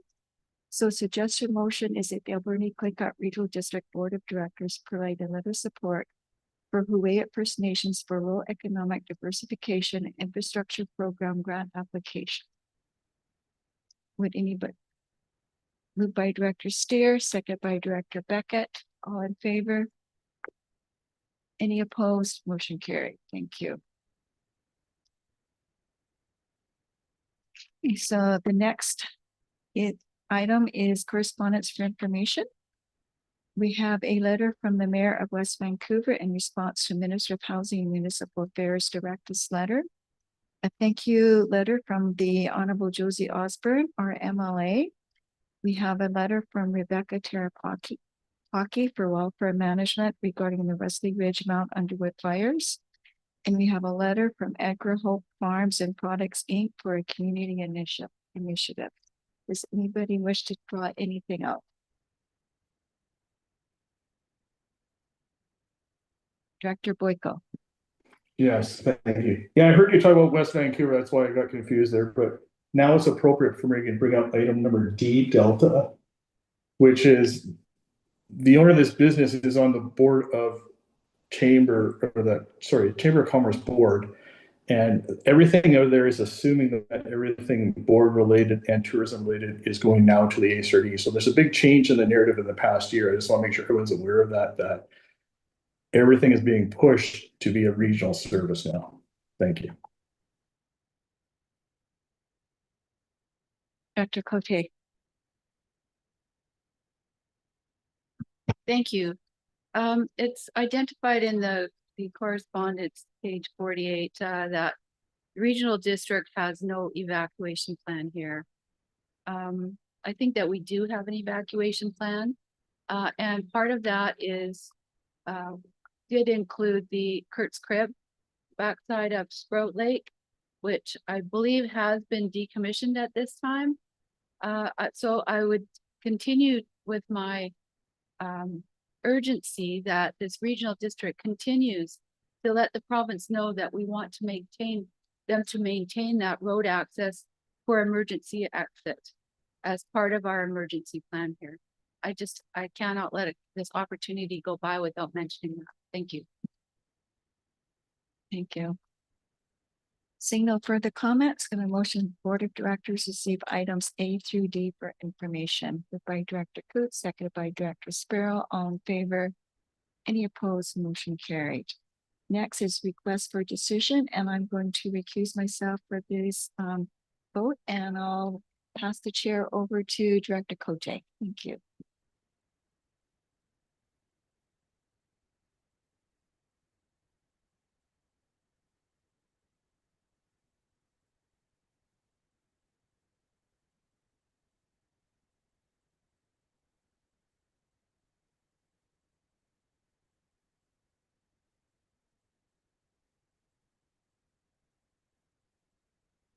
Okay, thank you. So we have a request for decisions and bylaw. Alberni Valley Golf Club and Long Beach Resort Cooperative Tax Exemption. Who's speaking to that? Great, thank you. So the Alberni Valley Golf Club and the Long Beach Recreation Cooperative that runs the Long Beach Golf Course attended our September board meeting and provided a letter requesting tax exemption status again for 2026. This is something the board has done for a number of years. At that board meeting in September, there was also an inquiry about what would happen to the Alberni Golf Club, say it were to wind down and sell, and would there ever be a situation where the shareholders, I guess, of that nonprofit would benefit financially. So the golf club has provided information and documentation from their legal counsel that shows that in the end of cash inflow from selling a portion or all of the golf club, it has to go to a nonprofit in the Alberni Valley and can never go to the hands of the individual members or directors. So just wanted to clarify that. And today staff are looking for the full adoption of the bylaw if the board is comfortable. Thank you. Thank you. Is there any questions from anyone? Seeing none, is there someone prepared to make the motion? Director Sparrow, that the Alberni Clayoquot Regional District Board of Directors give first reading to bylaw cited as 2026 tax exemption bylaw number F 1172. That was moved. Director Sparrow, seconder. Oh, Kirsten, Director Johnson, I think, is that your hand up or you're seconding? Oh, sorry, I was seconding. Okay, if it thank you. needed. Thank you. Director Boyko, was that your hand up? Just voting? Okay, all those, okay, any comments? No, everyone in favor? Passes, thank you. You can just do second reading, third reading. Okay, Okay, second reading. thank you. I need seconder. Okay, thank you, Director Siga. Any comments? Question? No, thank you. Everyone in favor? Anyone opposed? Seeing none, that carries. Thank you. Third reading. Third reading, thank you. Seconder, Director Siga. And anyone opposed? Seeing none, all in favor? Mix it up a bit. Thank you, that passes. And move adoption of bylaw number F 1172. Director Sparrow, seconded by Director Jack. All in favor? Anyone opposed? That carries. Thank you very much. We'll call Director Haggard back in. Chair Haggard. Thank you.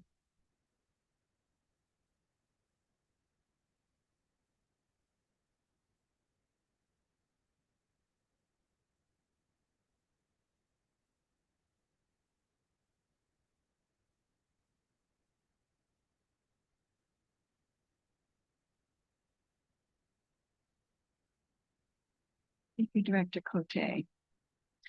Next is the request for decision procurement policy draft. Shane, please go ahead. Thank you. Good afternoon. So before you is a recommendation to adopt the attached procurement policy while rescinding the existing purchasing policy that's dated September 11th, 2013. Staff presented recommendations and received direction at the June 2025 Committee of the Whole meeting. Following the committee meeting, staff issued a survey to both directors and staff, which considered feedback received and associated discussion that took place at the committee meeting. The attached procurement policy is inclusive of best practices, feedback received to date, and has undergone a full legal review. We would like to thank the board and staff for their input and time allocation spent on this recommendation, and I'm happy to answer any questions. Thank you. Thank you, Shane. Any questions or comments? Director Sparrow. Thank you. Well, I agree with the whole thing, but I have some clarification questions regarding 6.2. It says ACRD will prioritize purchasing for indigenous businesses to support truth and reconciliation. So what do we define as indigenous business and how much do they have to own to be considered? Is it like 2%, 51%, 100%? And what defines indigenous? So we just sold it up. Typically, we define an indigenous business as anything that is owned in majority by an indigenous member. That is in line with Buy Social Canada and the BC Social Procurement Initiative. And that's what we will attach to that moving forward if adopted. Any other questions or comments? Dr. Wiley? Yes, no, I understand what you're saying. You sense there's still a lack of clarity or understanding. If no blame, no fingers. But what I think what you're referring to is the government procurement policy, which is used by Indigenous Services Canada and other senior levels of government. Correct me if I'm wrong. Yeah, thank you. I'd probably have to go back and review before responding. Okay, well, I think that's important. It is a good question. It's a simple question, so there should be a simple answer. And I'm glad you're admitting you don't know. But I think with something this important, like I said earlier, I held back on giving full support to one initiative because it had what was the term I used, cultural exclusion. And I'd just like to make sure that we're having clarity with this, as we should with anything important like this moving forward. Thank you. Director Boyko? Yes, thank you, Chair. So this question is to staff. So for example, CAO expenditure is now up to $75,000. So that's basically a doubling of what it was previously, right? Because previously we had the comparison side by side, but that doesn't exist anymore. Is that basically what's going on there? Thank you. Yeah, the previous purchasing policy, the CAO's limit was $35,000. And as discussed at the COW, staff felt like raising this limit would alleviate some of the pressures on staff when working through projects. As well, we felt like it was very in line with other regional districts and municipalities that operate within the region on Vancouver Island.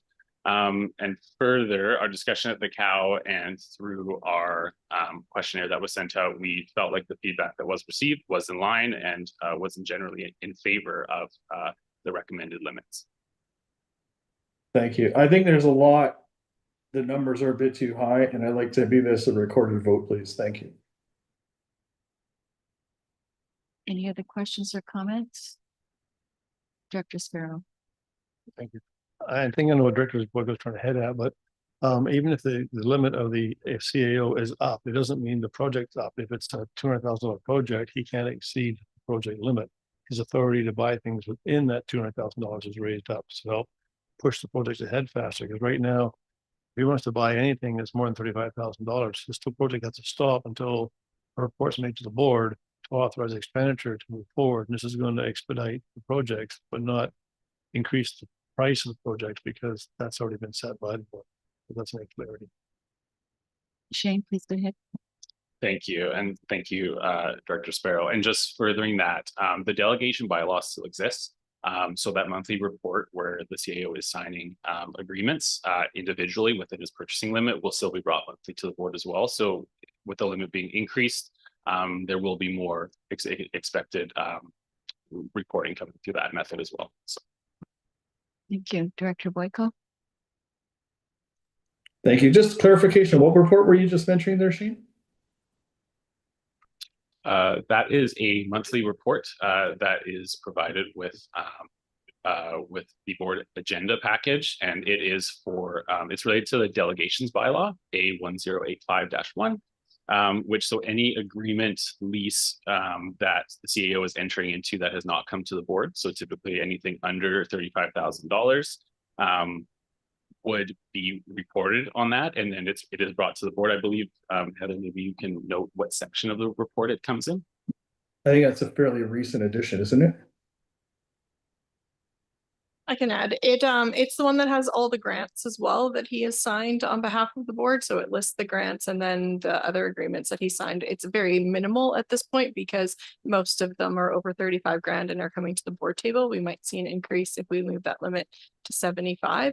It's in that request for or the reports for information section of your agenda once a month. And yeah, so any grant agreements that the CAO signs on behalf of the board, that has been a delegated authority. And then anything underneath his purchasing limit that's like assigned an agreement. If we're doing like a 2-quote system and then we're just purchasing something, that wouldn't qualify. But if we're actually entering into an agreement with a consultant or a firm to provide services, then that would be included on that listing and is already provided to the board.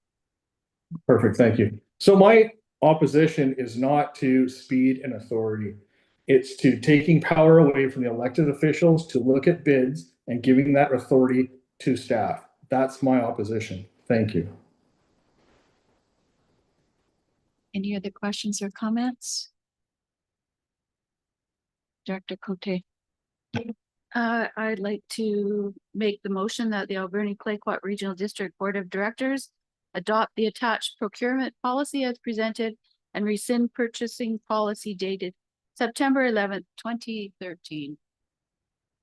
Thank you. Do I have a move by Director Cote, seconded by Director Siga? Any final questions or comments? So Director Boyko has asked for a recorded vote. So when you raise your hands, please keep them raised until I call your name. So all in favor of the motion? Director Cote, Director Sparrow, Director Johnson, Director Beckett, Director Siga, Director McEwen, Director Jack, Director Steer, and Director Haggard. Director Coots, I'm sorry. Any opposed? Director Boyko. And Director Wiley abstains. Could maybe ask, the motion is passed, but could we maybe ask Shane if you could come back and just do a verbal report for clarification on the indigenous businesses that Director Riley raised? Happy to. Thank you. Thanks very Yeah, much. that was the Indigenous procurement policy. And I believe ISK and others have a distinct policy that you could be speaking to. Thanks.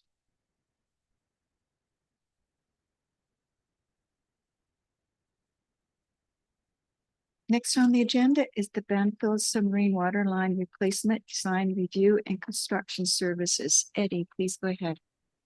Yes, thank you, Madam Chair, and happy to be here today to present this report recommending the approval of the contract amendment for the Banfield Submarine Waterline Replacement Project with Fraser Burrard Diving Limited. This amendment was necessary as we move from Phase A of the West Banfield Submarine Line project to Phase B. Due to the complex nature of the project, we did issue this contract in 2 phases. So Phase A was pre-construction services. Fraser Burrard worked with our engineer, Great Pacific, to advance the design from 50% to 100%, collaboratively ensuring that the design was in line with industry best practices. As we move now towards Phase B construction services, we're looking to execute the contract so we can move forward with the construction now of the West Banfield submarine line. The initial construction contract with Fraser Burrard Diving was awarded in early 2025 for $991,000. And after the collaborative design development with Great Pacific increased to just under $1.1 million, cost increases were attributed to some of the increased efficiencies due in construction, so additional materials, site time, and specialized construction requirements such as additional trucking, bonding costs, extra lengths of pipe for cleaning and testing, additional soil anchors, trench dams, and other necessary bedding materials. There's also a necessity to get a Fisheries Act authorization, which further impacted the project timeline. We were initially hoping to install the pipeline in spring of this year, but due to the delays in receiving the Fisheries Act authorization, we're now doing the work in November, which led to additional costs, increasing the total construction cost to $1.134 million. The total capital budget for the project within the financial plan was $1.513 million, including $861,000 that was being funded by the Investing in Canada Infrastructure Program. So within this amount, the $40,500 represents the amount over the initial 10% contingency that was set. And that $75,000 is the remaining monies that were budgeted for the project already. We're just moving them over to the contingency or hoping to get approval to move them over into the contingency to allow for smooth sailing as we move through the rest of construction. As it's outlined there in options considered, the board could choose not to add the remaining budget room to the contingency at this point. However, if any additional costs were faced, staff would then need to come back, bring a request decision to the board of directors in order to move forward. Happy to answer any questions the board may have on this one. Thank you. Director Beckett, please go ahead. Thank you, Madam Chair. I'm going to support this motion. Last night at the Banfield Area Services Committee meeting, ACRD staff, including Mr. Kunderman, did an excellent presentation, and the Banfield Area Services Committee was in full agreement in recommending this motion go forward. So I'll read the motion: that the Alberni-Clayoquot Regional District Board of Directors approve contract amendment 001 to the Banfield Submarine Waterline Replacement Design Review and Construction with Fraser Burrard Diving Limited in the amount of $40,500 and $7.40 excluding GST, plus a $75,893.30 project contingency, and authorize the CAO to negotiate and execute the amendment on behalf of the ACRD. Moved by Director Beckett. Are you seconding that motion, Director Boyko, or did you have a comment? I'll second it, but I have a quick question as well. Okay, second by Director Boyko. Please go ahead with your comment. So I tried to look at the meeting this morning because I had some free time, and I can't see the video online. Is there an issue with the IT for that meeting? I just wanted to see what the public or what the conversations are like regarding this. Madam Chair, if I could, yes, Director Boyko, we did everything possible to have it recorded, but we had technical difficulties last night. Okay, thank you. Heather? Yeah, I recorded the meeting. The live streaming was not working for us last night, and IT will upload it to the website today. That'd be great. Thank you. Thank you. Any other questions or comments? Seeing none, all in favor of the motion? Any opposed? Motion is carried. Thank you very much. Next is request for decision establishment of recycling depot for Salmon Beach residents. Eddie, please go ahead. Thank you once again.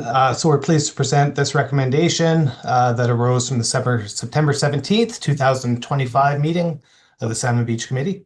The committee reviewed and supported the attached proposal to incorporate single stream recycling into the existing waste management system at Salmon Beach, aligning Recycle BC standards. So staff are looking to incorporate this initiative into the 2026 work plan, and happy to answer any questions. Thank you. Any questions or comments? Director Cote, then Director Sparrow. Thank you. Is this cost then for the bin and the service for covered by the Salmon Beach residents, or is that part of our solid waste management plan? And through the chair, thank you for your question. Yes, this will be covered as a part of the Salmon Beach garbage disposal service. The existing bylaw will allow for this. Thank you, Director Sparrow. Thank you. My question comes from page 84. A little asterisk says Recycle BC reimbursement may offset a portion of these costs based on material waste collected. Is this their first recycling, or how's that work? Because I thought we had to pay full for 2 years before we got a discount. It's just different. So yeah, and through the chair, and thank you for the question. I think the asterisk pertain to further investigation that staff would be doing once this was incorporated. The costs associated there, the 16,744 were the maximum that we'd be looking at, with potential reimbursement that staff will be investigating as we move forward. Thank you. Would anyone like to make this motion? Director Siga? I'd like to move that the Alberni Clayoquot Regional District Board of Directors, just a minute. Where do we go? Direct staff to incorporate single stream recycling into the Salmon Beach waste management system, with implementation included in the 2026 work plan. Moved by Director Siga, second by Director McEwen. Any final questions or comments? All in favor? Any opposed? Motion is carried. Thank you. And next is request for decision North Reservoir replacement design options. Eddie, please go ahead. And thank you once again. So this report summarizes conceptual design options for the North Reservoir replacement in the Beaver Creek water system. This report was reviewed by the Beaver Creek Water Advisory Committee on September 18th, 2025, where the committee supported moving forward with option 1, which is an epoxy-coated steel tank on a raised concrete foundation. The option represented the lowest capital costs of the 4 options at approximately $2.23 million. It also maintains the gravity feed functionality of the system and aligns with long-term infrastructure planning goals. Staff are recommending that the board direct us to proceed with the detailed design to ensure the project is construction ready and then well positioned for any grant opportunities that may arise. Happy to answer any questions. Any questions or comments? Seeing none, Director Riley, would you like to make these two motions?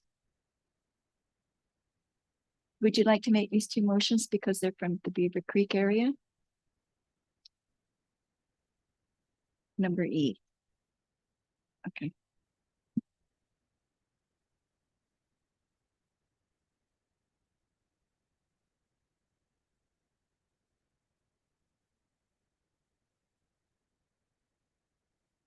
Moved by Director Wiley. Do we have a seconder? Second by Director Cote. Any final questions or comments? All in favor? Any opposed? Motion carried. Thank you. Next is request for decision Alberni Valley landfill tipping fees and regulation bylaw amendment. Jenny, please go ahead. Thank you. Yes, so we're looking to do a bylaw amendment to update the rates for two separate things for the Alberni Valley landfill. The first one is the update of the gypsum tipping fee cost. We've seen increased costs at the New West Gypsum itself, as well as the ferry and transportation costs. And we want to make sure that that rate is full cost recovery. So we are increasing that from $260 a ton to $295 a ton, which will make it full cost recovery. The other item is adding in a fee for the organics pilot punch card system. This was brought to the Alberni Valley and Banfield Services Committee meeting in June. We presented this to the committee and had some good discussions. The idea of the pilot program is to find ways to see how we can get people who are self-hauling their waste to increase the amount of organics that they're diverting. So partly we want to see if we can incentivize this by giving people a bucket and a 15 punch pass little card. So you pay once and then you can go drop off for 15 times. And then once you're done and you've done all of that, you get a half yard of compost back. But if you're interested in signing up for the program, then you also have to basically fill in a survey and give us lots of data. So then once the pilot project is complete, we'll have some really good information to consider whether we want to implement this or something similar to, again, increase and encourage diversion of organics. I think that's all I have. I'm happy to answer any questions. Thank you. Any questions or comments regarding this? Director Cote? Thank you. Did we have a pilot project on this? In another area or one of the areas? No? Through the chair, this is the pilot project that we're looking at, I think. Okay. I thought we discussed it earlier, and wasn't sure if we had implemented it somewhere. So are we anticipating, we're allowing 50 participants from each of the following communities. Are we anticipating that we'll have the full 50 participants or less or more? We're going to do it the best in promoting it that we can. We are hoping that we will get up to 50 participants. There's certain areas that we suspect, just based on conversations and engagement in the solid waste management plan, where we might get more people, like Cherry Creek and Sprout Lake and Beaver Creek. Those are where a larger number of residents live who do self-haul, and some of them would be interested, we think, in doing more organics drop-off. But we wanted to make sure we were being inclusive and not excluding anyone, so we've really opened it up to all the areas. I see that Sprout Lake has a large number of people using the self-haul, and I'm just wondering, 388 people, although that's not making any difference between organics or yard waste or food waste. So thinking that it might be a lot of yard waste, and that maybe 50 people is not. Is there a possibility of people from other areas? I don't expect Beaufort, for example, to have a lot of participation in this. I'm wondering if there's a request for people at Sprout Lake because of the numbers, if there would be opportunity for those people to use up the unused, whatever these are called, certificates or punch cards. It really is a pilot, and I would love it if we have so much demand that we fill up all of the slots. That would be awesome. And after 6 months, I think then it might, really be clear that we need to do this permanently. And if we do see more than 50 people come in, I can't imagine that we would decide that we would cut people off if they're willing to participate and give us that data, because that's really the most valuable stuff that we're going to get out of the program. Thank you, Director Wiley. Oh, thank you. And thank you for that information, Jenny. I think a couple things come to mind. Looking at a fee for this is the first I've heard of it, which is interesting. And the other thing is, well, one of the other things, there's others. One of the other things is this is something that's provided as part of the recycling package services in other places I've lived, like Victoria, Vancouver, Surrey.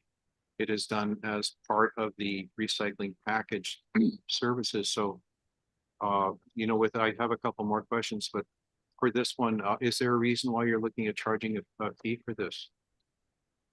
Yes, so like if you're within the city boundaries, you have three-stream collection and you pay a service fee for that to the city, and they collect it. That covers the cost to tip and collect and all of those things. And if you're self-hauling materials to the landfill, then you're paying when you stop there. So you're paying either your tipping fee for garbage, and right now we do have a charge that is $5 minimum for a bucket for compost. And this pilot project really reduces that cost and bulk sort of like groups it together in a 15 pack. For a number of administrative reasons and also promotional, we thought that would be a really good idea. So yes, you're right. Many other regional districts do lump those together, and we kind of do too, but we have a very stratified way that different people use the solid waste system. Okay, that's kind of answered my question in a sort of roundabout way, but it's still, why are we looking at charging any fee for this as compared to the other municipalities that I've spoken of? And I think that no matter what, there always is a charge. It might just be a hidden charge. Whereas like if you're, you think that, when your curbside collection happens, that it seems like you're not paying for it, but it actually is attached to your taxes. And then you do absolutely pay for garbage when you go to the landfill, and that's paid on a per ton basis. But I think you highlight a really valid point that a lot of people do not connect the fact that there is always a cost to dropping off waste and recycling, whatever it is. Like the province pays for a lot of the recycling through subsidies, but organics is something we have to handle on our own as well as the garbage. Okay, I was trying to find a short answer that I could explain to anybody that brings it up, because the other part of the things that I was going to raise here is, like any government, ACRD is no different.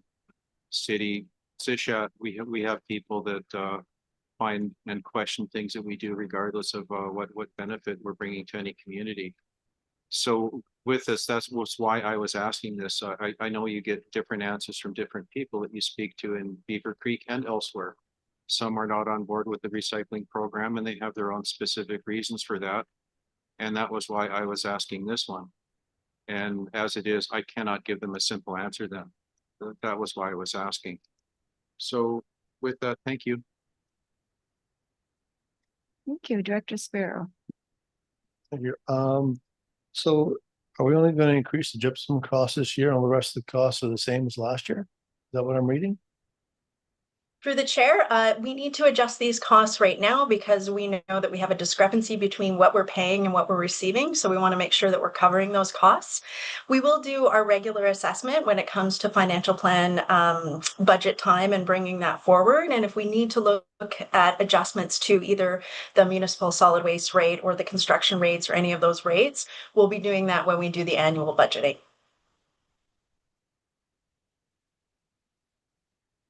Any other questions or comments? Would anybody like to make the motions? Director Cote. Thank you. I had a question about the recreational vehicles. It's being raised from $280 to $500 minimum, $280 per ton.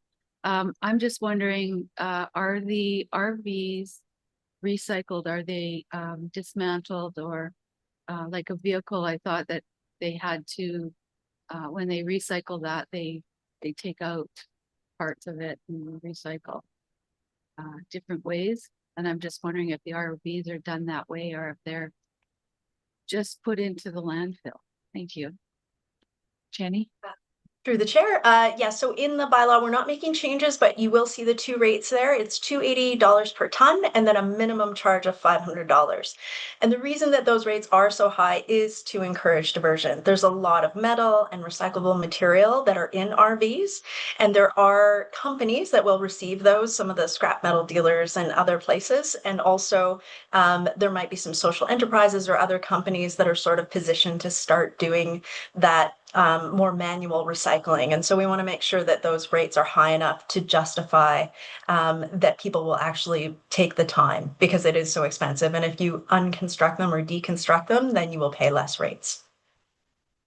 Thank you. Director Wiley? Oh, yes. I wasn't trying to be an annoyance in the last time I was speaking, but those are questions that I know I'll be asked and I have to have some form of answer for, so I'll do the best I can. But I thought I'd speak in support of what your answer was for the gypsum, and it reminded me of I still remember it. 2011.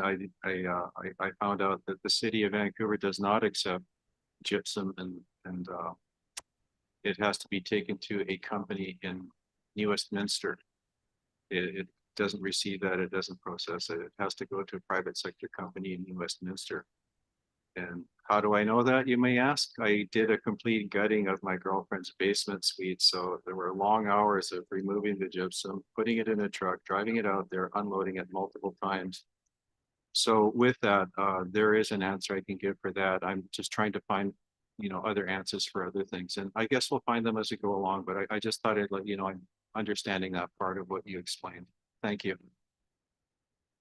Director Cote? Thank you. One more question. Loads containing fish feed totes. Do we have a lot of that? Thank you. Not anymore. That is, I'd actually have to look and see when the last time is that we used that, but that was a problem and we've kept it in the bylaw. Okay, see no further questions. Anyone like to start making the motions?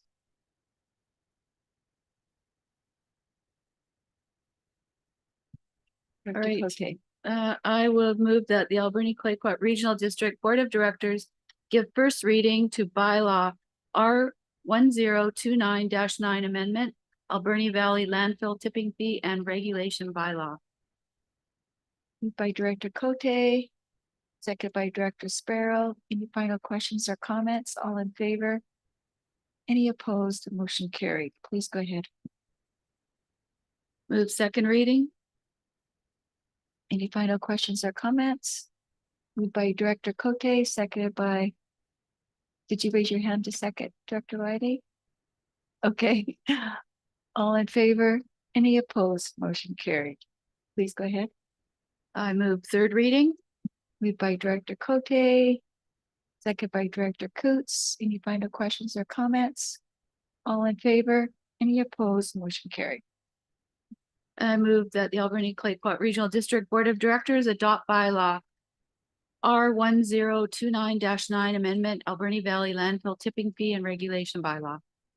Moved by Director Cote, seconded by Director Sparrow. All in favor? Any opposed? The motion carried.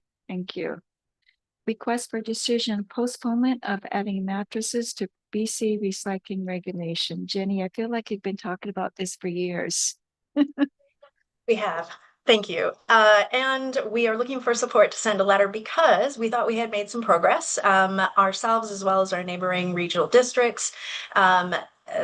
Communicated through an engagement process to the province how important mattress recycling and creating a stewardship eco fee was for these.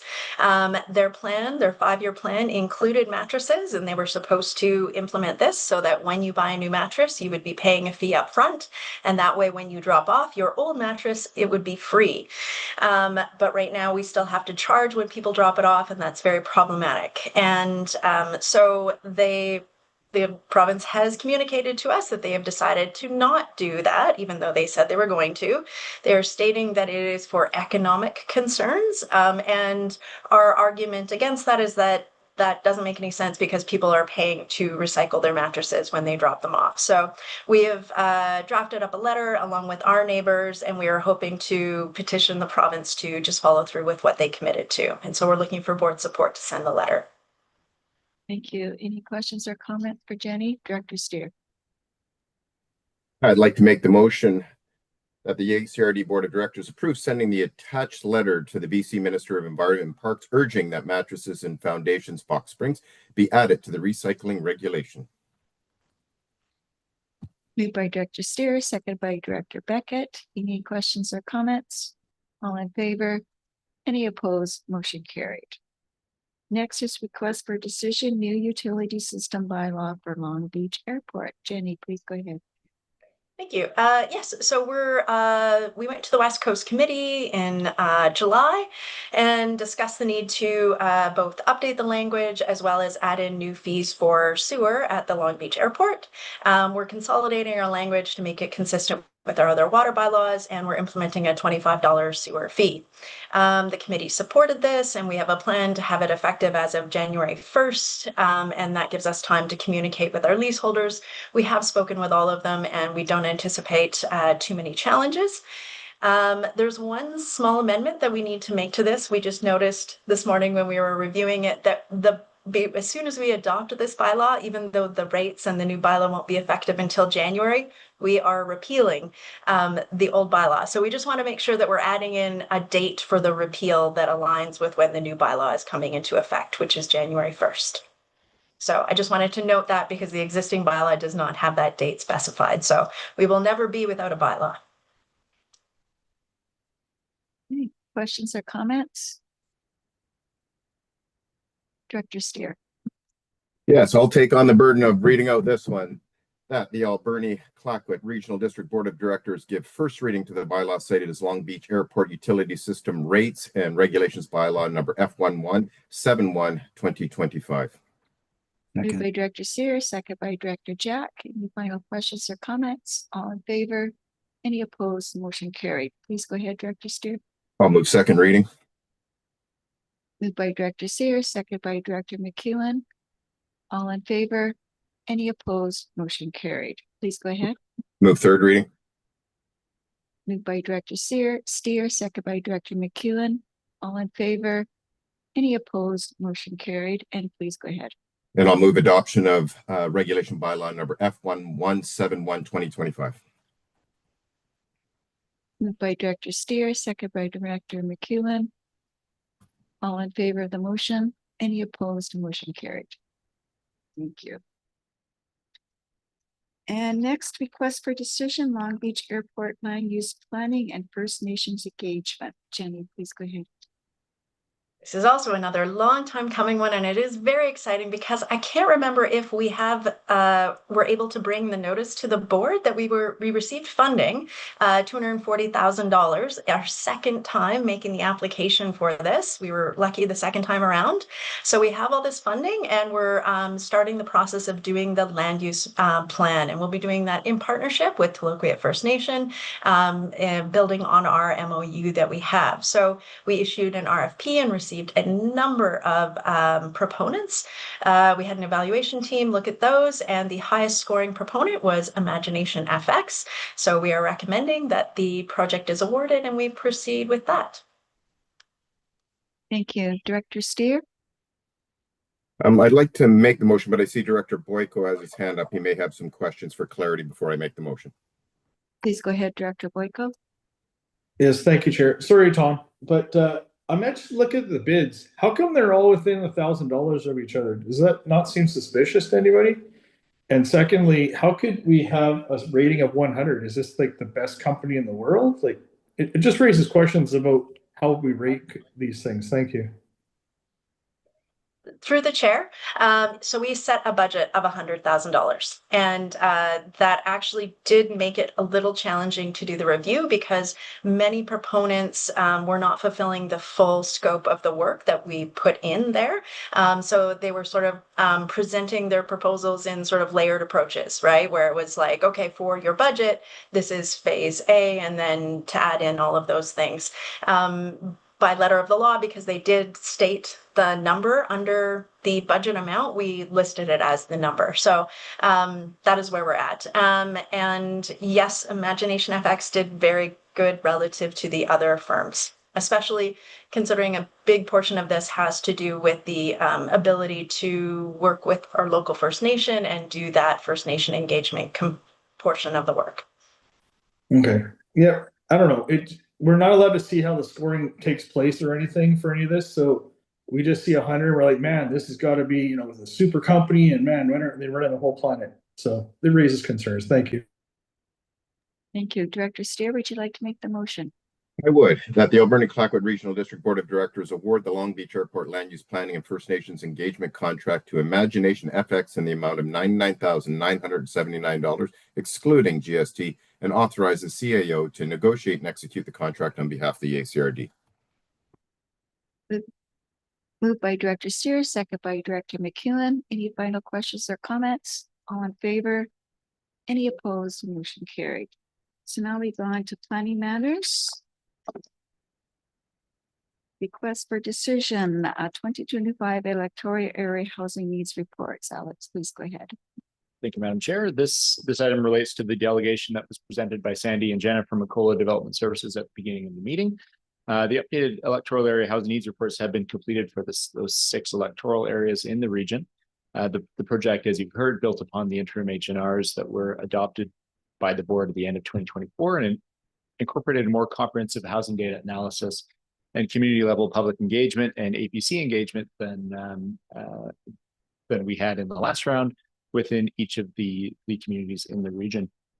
The project did deliver individual H&Rs for each of the electoral areas and a regional summary report, which includes the recommendations that you heard today on addressing housing needs in the electoral areas, and those are divided into opportunities for short-term flexibility, for long-term partnerships, and for regulatory and service delivery options.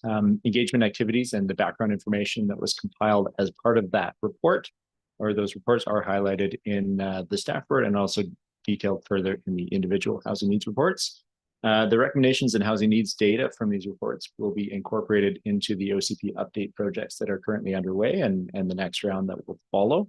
The full housing needs reports will also satisfy the requirements of the Local Government Act to complete updated reports and to incorporate that information into the OCP updates. And one other note, just on the Cherry Creek report, we did have a look at that, and there was an error in the number. It was the number of households and not the population. So we have made that change and we'll be presenting that with the updated report.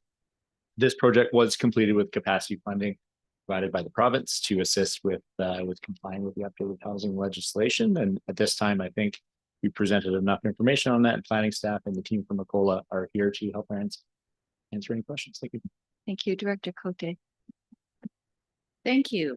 So the request in our package is that we receive the housing needs report and the regional summary housing needs report. I think that we should receive it, but I also think that there's not enough information, and the information that's provided that we're supposed to use for our OCPs is not really adequate for the needs of our communities. I pointed out that Sprout Lake is not the same as other areas, and that the information that's provided does not cover the interests of the residents where our homes are not affordable. I can't see that trying to include, was it 297 affordable housing units? I don't believe that that's achievable. I don't think that we're addressing the issue regarding short-term vacation rentals, people building houses and then they turning into rental units for short-term vacation, because it hasn't addressed the issue, which I'm trying to get an understanding of for our OCP, where there is a distinction of what recreational property is, which isn't described in any of this. So I'm willing to receive it, but I would also like to send a message to the province that this does not satisfy the needs of our OCP. I don't want to be using it for our OCP as a basis going forward. So sorry that I'm complaining this way, but I really don't see the ability for this to give direction to our OCP. You know, I thank the consultants for their report, but it was given through the parameters of what the province wanted to see, and it's not what the communities need. Thank you. Did you have a response, Alex? Yeah, I'd love to speak to that, and thank you for the feedback. You know, we've heard loud and clear that you know, the H&R methodology that the province has given doesn't necessarily reflect the needs of the rural communities. One of the reasons why we went to the comprehensive updates now with more engagement with the APCs and with the community as well. I think I would say that the while this data has to be incorporated into updated OCPs and will help inform that, I think the OCP is a standalone document that intends to address all of those concerns that you just raised, and you know, that's what we're hearing from the community as we develop the vision and goals for the Sprout Lake and Area OCP update. So I think, you know, we want to continue having that conversation with the community, and we will intend to address things like recreation versus residential and what to with short-term rentals as part of an OCP update. What this will do will input that housing data, the best available housing data that we have, into that process to help inform that OCP update. Do you have a follow-up, Director Cote? I do. It's quite upsetting that we have to use this in our OCP when it really doesn't address what the needs are for our community. I don't think it's the vision of our community. And I think that that's what an OCP is a visioning of our community, of what we want to see happen. And I don't think that it in any way reflects what our community wants. Thank you. Director Boyko, please go ahead. Yes, thank you, Chair. I just want to share the concerns raised by Director Cote about this.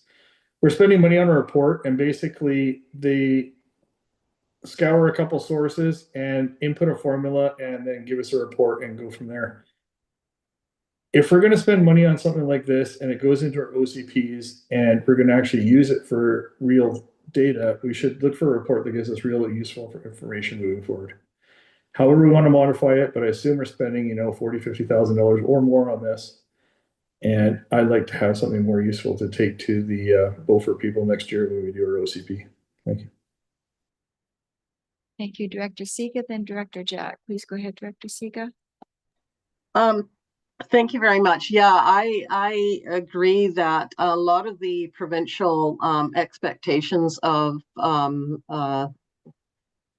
regional districts is unrealistic. And I do feel that if our OCP process had been contracted out, none of our local voice in terms of housing and how unrealistic the provincial formula is would even be reflected.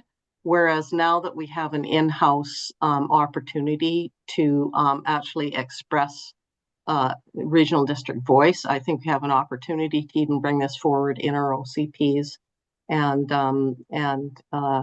mitigate what some of these numbers actually are and express the local realities. So on the one hand, it's I find it upsetting, as do the other directors, that these processes don't meet our needs, but the OCP hopefully can reflect why they don't meet our needs. And thank you very much for the work that the OCP is doing. Thank you, Director Jack. Please go ahead.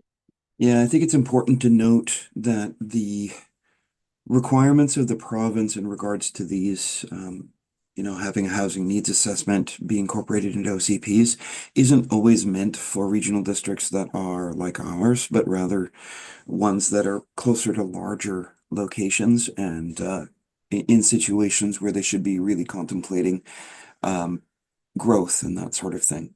I don't think our region, except for a few limited places, is in the right inclination or right situation or right scenario for a lot of what these provincial requirements entail, we're not in the right place in order to have the same effect. The province is really, it seems, trying to cajole those regional district areas, electoral areas that are close to very large built up places to really start contemplating getting bigger. It's we can afford to circle the wagons and protect low density and that sort of thing, just because the growth isn't the same here.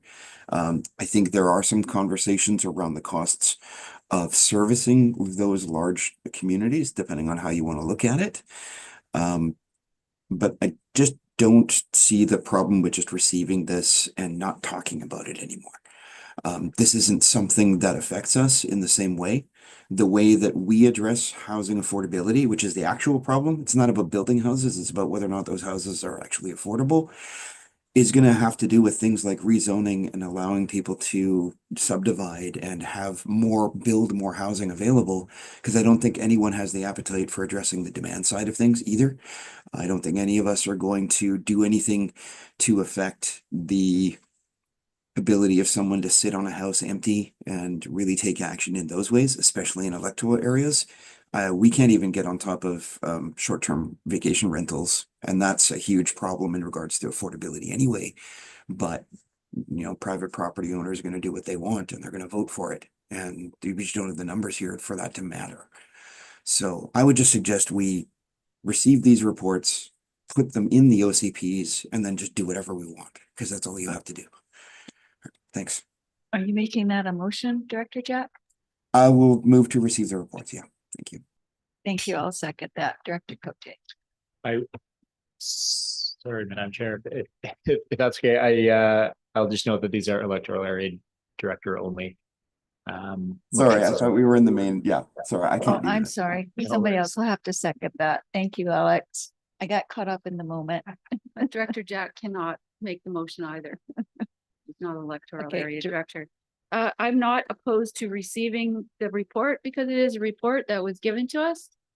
But I am objecting to this being part of my OCP, the Sprout Lake OCP, which we're in the midst of producing, developing with the mind of the community, having their voice as to what we want to see our community. I don't believe what's in this report, it reflects what my community wants to see in our OCP. So I am okay with receiving the report, but I'm going to oppose it going into the Sprout Lake OCP. Thank you. Okay, so are you making the motion to receive? I'll make the motion to receive it. Could I get a seconder? Moved by Director Cote, second by Director Beckett. Any final questions or comments? All in favor? Any opposed? Motion carried. Thank you. Next on the agenda is DBA 25005 Dombi Sahi 422 Burlow Island Banfield Development Variance Permit Memorandum and Permit. Alex, please go ahead. Thank you very much. This item relates to the two delegations that were received from Ms. Dombi Sahi and Mr. Ireland at the beginning of the meeting. The variance, as you've heard, is for a partially constructed single-family dwelling that's located incorrectly on the property and does not comply with the previously issued development variance. As a reminder, the new variance would allow for the existing siting of the structure at 6.4 meters from the front yard and 3 meters from the side yard. This application was last considered by the board at the August 27th meeting, where after receiving new information and correspondence from the applicants, from the public, and from the Banfield Advisory Planning Commission, the board resolved to defer a decision on the application to this meeting, the October 8th meeting, to allow the applicants to an opportunity to address concerns raised during the public notice period and to invite the applicants to present their case at the board. The applicants have submitted correspondence relating to their communication with the impacted neighbor. Those are the emails that you've heard about, and this correspondence is included in the package for the board to consider, along with all of the information that was presented at the August 27th meeting as well.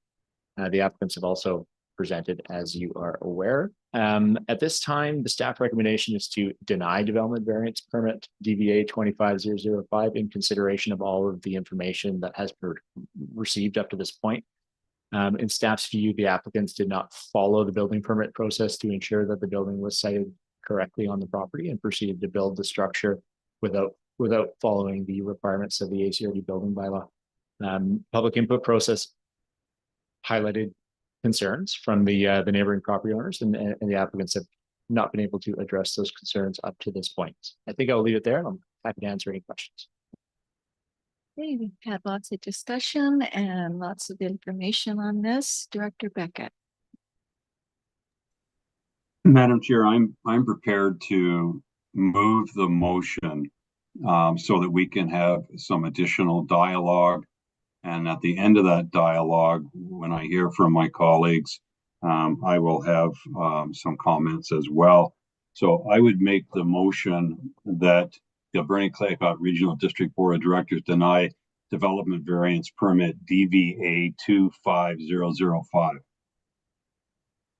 Moved by Director Beckett. Director Boyko, you second it? Or do you have a comment? I'll second it and then I'll have a comment when you're ready. Okay, please go ahead. So thank you very much. This is a complicated one because there is large financial implications for the applicant that is involved here. And we never want to incur that. But at the same time, I mean, I've had dealings with building inspectors, and when you're going to build something, you know where it goes. It's not like, oh, I moved it over 5 feet, especially when you're in a tight package of where it is. You get it surveyed and you know what's going on there. So when the applicant said the inspector was unable to come, so we just carried on anyways, that raises a lot of red flags of we just built it without inspections, and that is quite concerning. What else is going on here besides it's in the wrong place if the building inspector's never been out there? Also, when they talk about a stop work for a year, I mean, this only came into our radar about what, July or something like that we started discussing this. So has this work been stopped for a year? Like, is the building still have Tyvek on the outside and I can't remember what kind of roofing it had, but is that actually true that it's been stopped for a year and we've just been waiting that long? Thank you. You know, Alex? Yeah, I'd be happy to outline the timeline that we know. So the building permit was issued at the end of November, so December 1st, 2023. In July 2024 was when the building inspector attended the property after being invited by the applicants to do the excavation and footing inspection. At that inspection, the building inspector outlined the requirements for a survey and noted that there appeared to be a concern with the setback. The following month, in August 2024, planning staff and building inspector reached out to the owners again, outlining those concerns. And then we didn't hear from the applicants until January 2025, where they highlighted that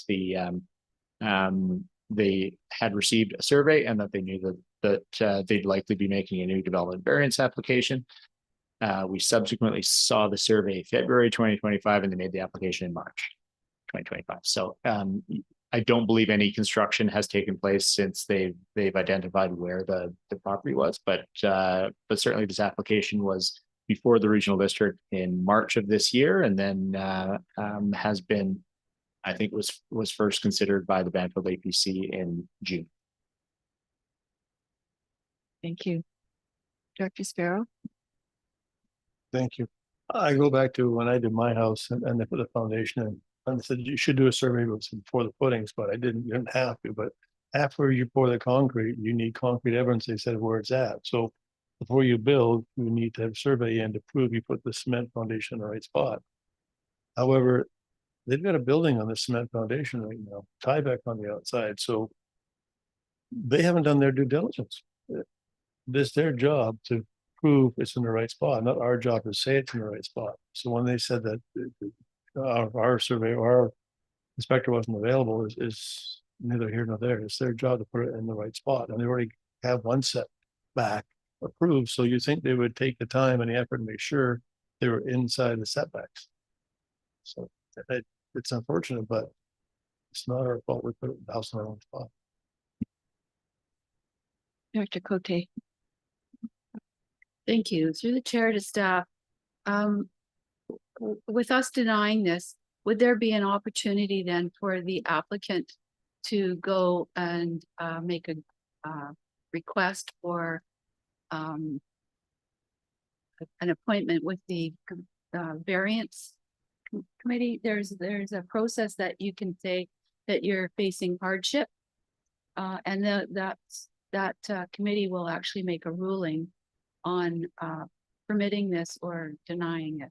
So is that a step that would be a next step?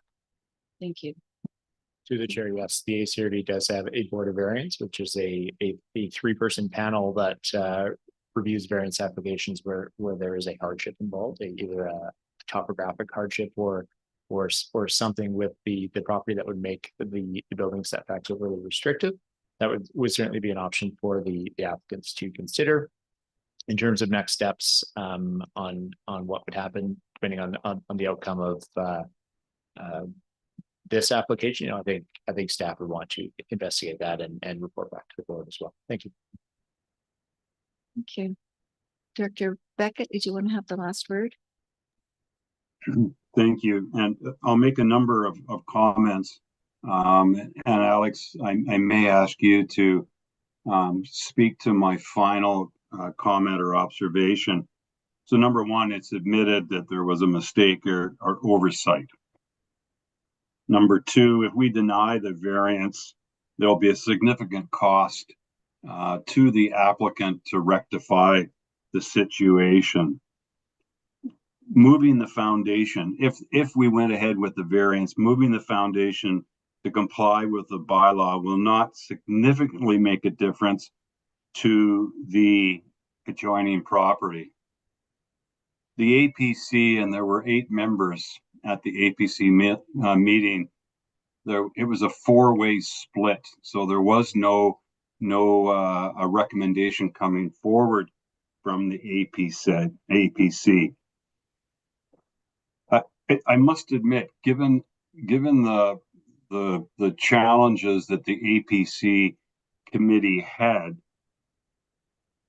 it was, my intent, my wish that at the last board meeting where this was deferred, I had really hoped that the applicant and the adjacent property owner, Mr. Nelson, could sit down and attempt to, work out an agreement that would somehow satisfy both the applicant and Mr. Nelson.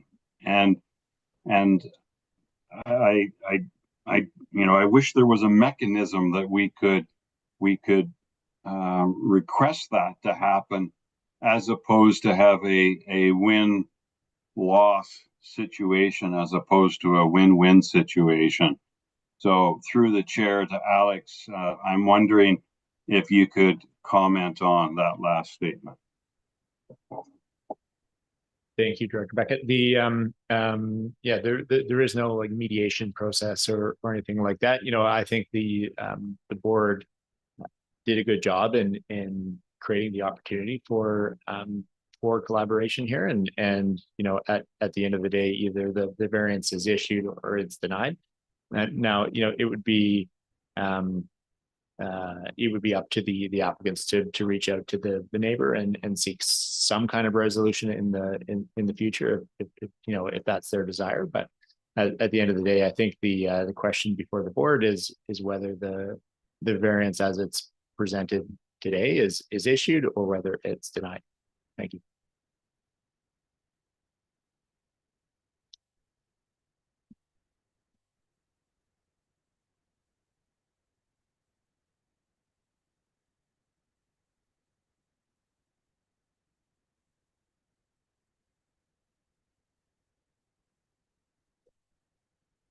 I see that you have your hand raised, but you had your opportunity earlier for your presentation. So this is now time for board discussion to make a decision. Any other questions or comments? Madam Chair. Yeah, please go ahead. If I could, I'll just throw this out there. I'm looking for advice from both staff and from the board.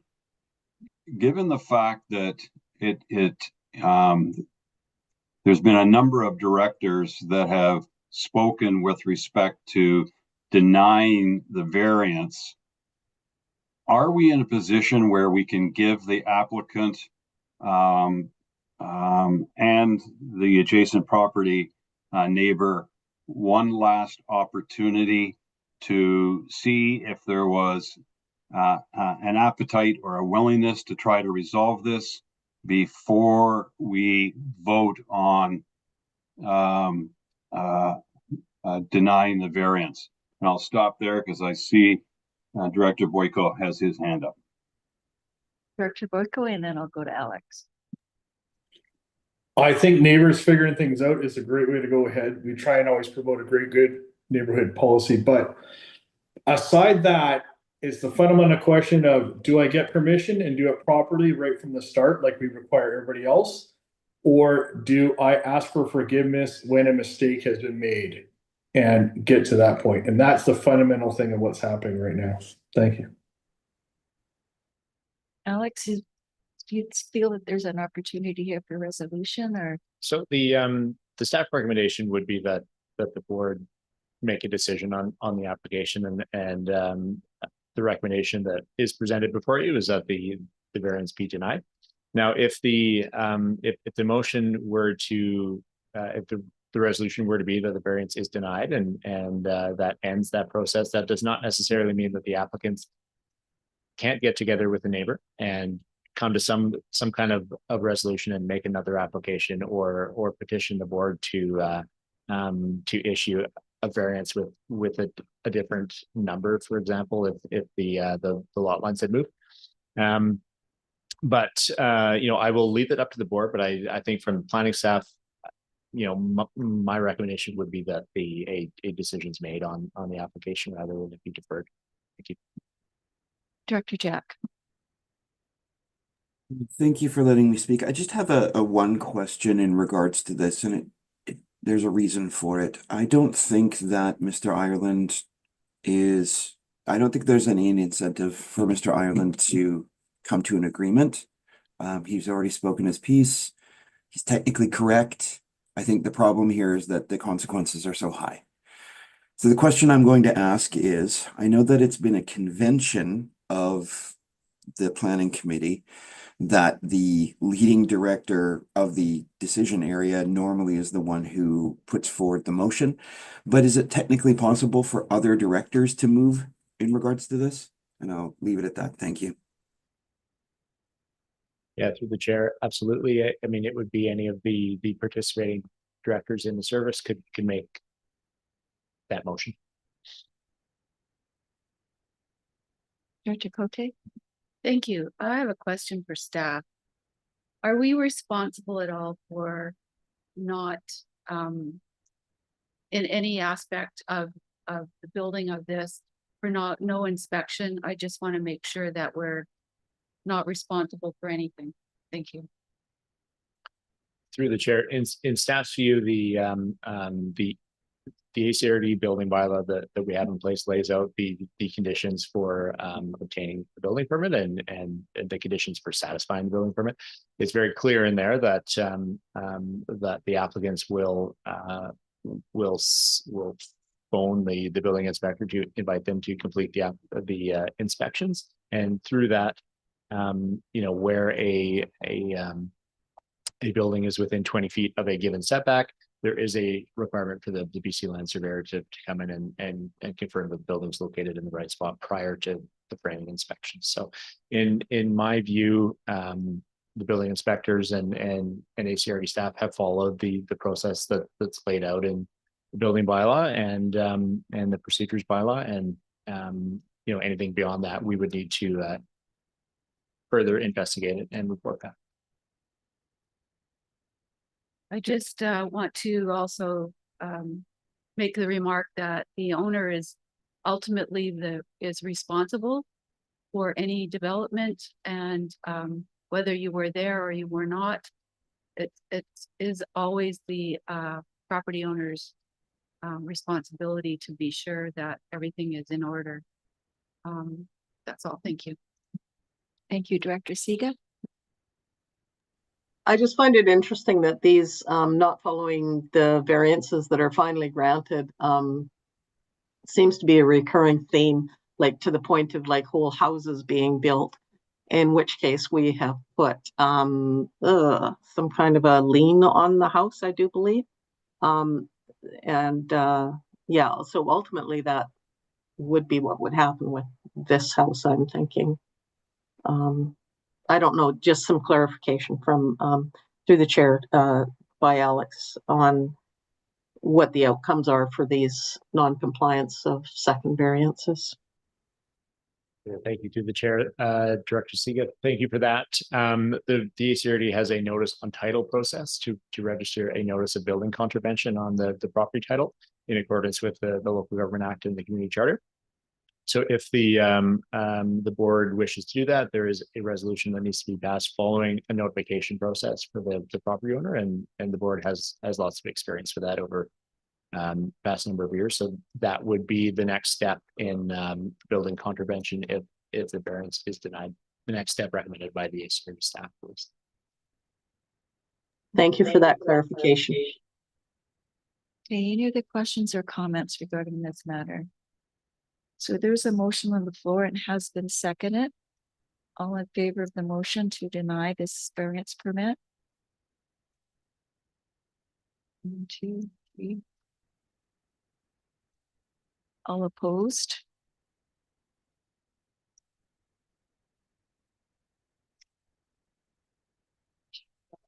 Okay, motion is passed.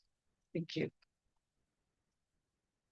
Okay, next on the agenda is DBD 25004 O'Neill Lot 38 Brand Avenue, Sproul Lake Development Variance Permit. Alex. Thank you very much. This is a development variance application for a vacant 1.1 hectare property located along the Sproul River. The variance would reduce the water course setback from 30 meters to 15 meters and the rear yard setback from 9 meters to 5 meters to provide a building envelope for a single family dwelling on the property. Much of the topography at this site is challenging, and the applicants have engaged a qualified environmental professional and a geotechnical engineer who have both recommended a safe building site located on a bench of land that's at the top of the slope in an area that would limit the impact on the riparian area next to the river. This building site would require the variance that is presented. Sproul Lake APC reviewed this application at their September 15th meeting, where the APC passed a motion to support the application as presented. And staff recommended that the board proceed with the neighbor notification process to gather input from the public and from First Nations prior to making a decision on the application. Thank you. Thank you, Director Cote. Thank you. This application is another troubling one, I guess. Just recognizing that the topography of the site, there's a big slope. I'm wondering, is there, because I remember in the past that we've had a house that was built in an area where there was a slide, and we were responsible in the past. So I'm just wondering, do we have any requirements regarding stability of the site? Do they have to provide a geotech report that will make sure that the site is capable of not sliding? It seems to me that it's on a fan and it's disconcerting. I mentioned that at the APC meeting that I was concerned about the site. If there's any requirements for that, I absolutely want to support this. That was a question to staff. Thank you. Yes, thank you very much. Through the chair, there is a requirement for a development permit on this site that would deal with slope stability. And so the applicants have engaged the geotechnical engineer already, who have made the recommendation for the site that's presented here. In that recommendation, that they've recommended a 15-meter setback from the river, or a 1-to-1 horizontal to vertical ratio setback from the top of the slope, whichever is greater. So the geotech is considering slope stability in its recommendations, and what we would use that moving forward is we would register that to the property title at the building permit stage, and make sure that the assurance that's provided by the engineer would be sufficient for us to be satisfied with the potential building hazard. So in short, yes, it is dealt with at the development permit stage and then ultimately at the building permit stage prior to construction. Thank you. I just wanted to be sure that we are not liable for issuing a building permit that is on in an area that we could end up seeing a liability. So there's other questions. Director Siga, you have your hand up. Yes, thank you very much. So just for clarification, this became an issue in Medicine Hat where people were building out on the edge of coulees and then they would slump. And then who is legally responsible for the damages? So again, this is a concern for ACRD. Does the geotechnical report clear us of accountability should there be a slide in this case? Because it sounds like it's quite a slope. And if through the chair, if Alex could address that, that'd be great. Thanks.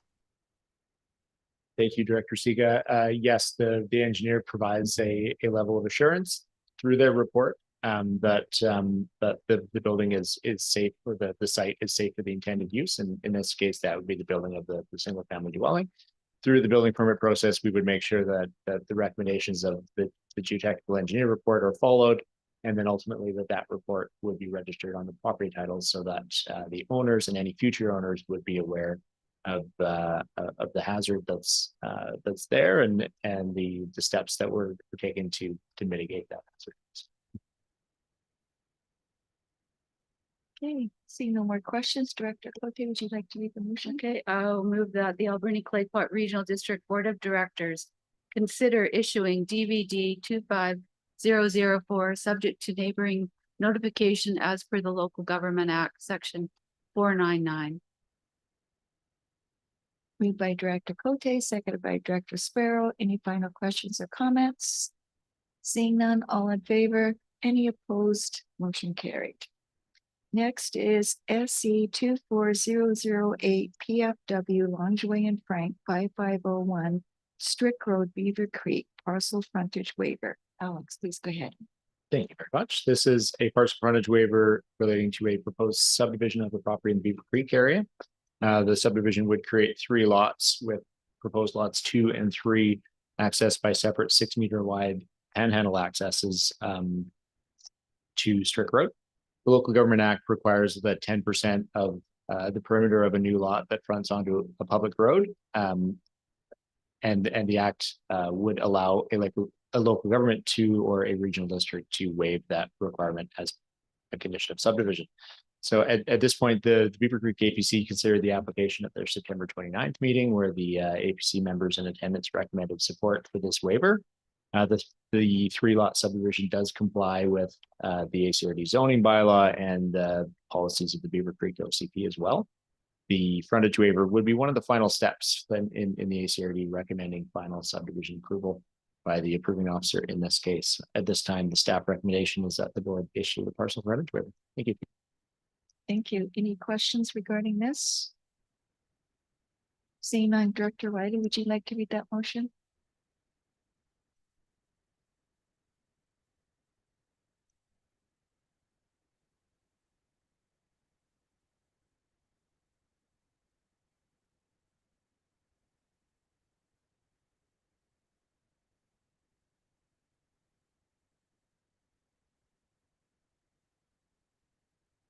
Moved by Director Whitey, seconded by Director Sparrow. Any final questions or comments? Seeing none, all in favor, any opposed, motion is carried. Next is SC 24011 PFW Melanius 5860 Mercy Road, Beaver Creek, parcel frontage waiver. Alex, please go ahead. Thank you very much. This is the same type of application, this one for a proposed 2-lot subdivision of the property at 5860 Mercy Road. The applicants intend to subdivide the 1.8 hectare property into 2 lots, with lot 2 at the rear accessed by panhandle along the southern boundary of the property. The subdivision complies with the policies of the Beaver Creek OCP and also complies with the minimum lot area and lot width requirements of the A1 zoning. The application was also supported by the Beaver Creek APC at their meeting on September 29. Staff recommended the board issue the waiver. Thank you. Is there any questions or comments on this? Seeing none, Director Wiley, would you like to read this motion?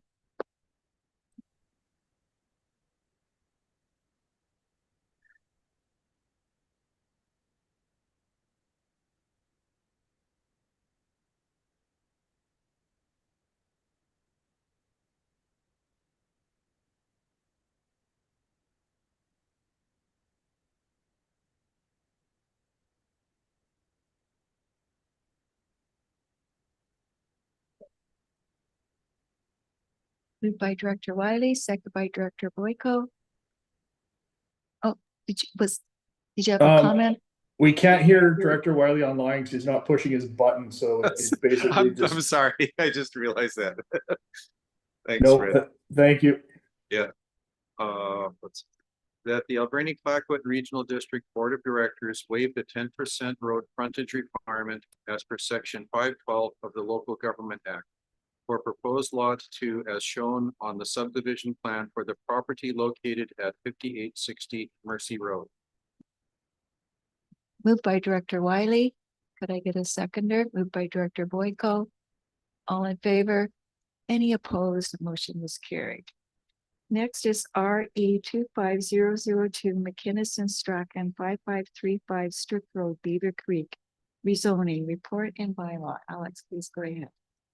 Thank you very much. This is a rezoning application for 5535 Strict Road.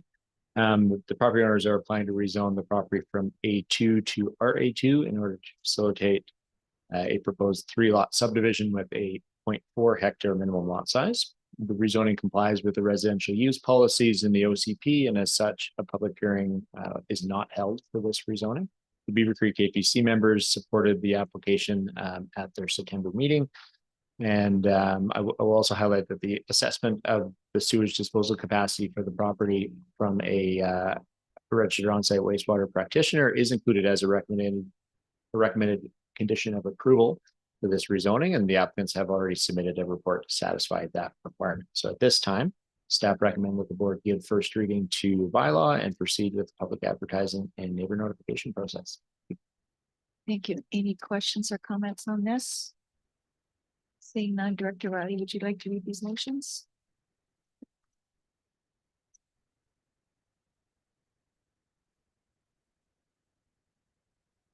This is F.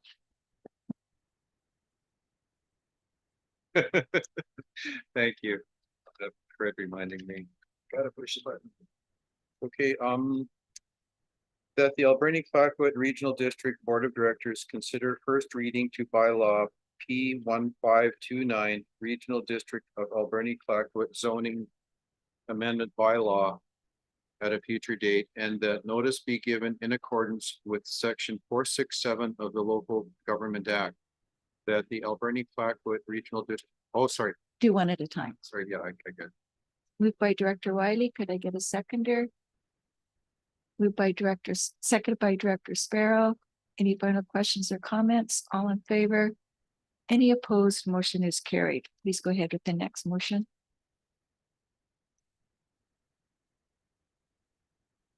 Director Wiley, can you please go ahead with the next motion?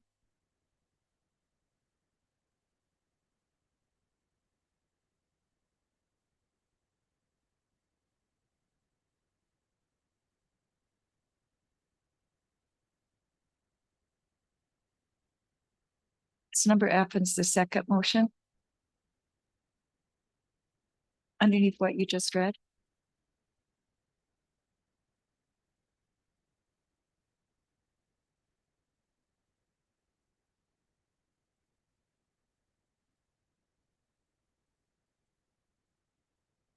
Yes, and it's the second motion. Okay.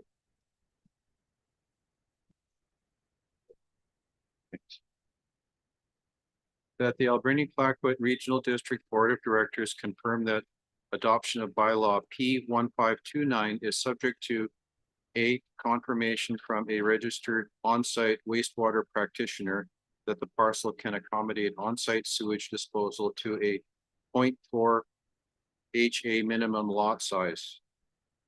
Do I read B and the rest of them too? Okay, B, meeting all technical referral agency requirements. Thank you. Moved by Director Wiley. Could I get a seconder? Moved second by Director Cote. All in favor? Any opposed? Motion is carried. Next is DBE 25010 Van Fleet and Bar 5663 Mercy Road, Beaver Creek Development Variance Permit. Alex, please go ahead. Thank you very much. This is a development variance application on Mercy Road. All these applications are all within a block of each other, but this application relates to a 3-lot subdivision of the 0.9 hectare property. This one at 5663 Mercy. The variance would reduce the minimum lot width in the RA3 district zoning for proposed lots 2 and 3 and would reduce the rear yard setback on proposed lot 1 from 9.1 meters to 4.4 meters to accommodate the current siting of the existing dwelling. The property was rezoned earlier this year to facilitate the subdivision, and the variances relate to a technical requirement of the subdivision approval process. The APC members also considered this application on September 29th, where they supported the variance as proposed. And if the board supports proceeding with the public input, the next step in the process would be neighbor notification to gather input prior to making a decision on the variance. So at this point, staff recommend that the board proceed with the neighbor notification process. Thank you. Thank you. Any questions or comments for Alex? Director Wiley, you're up again. Would you like to read this motion? This will be your last one.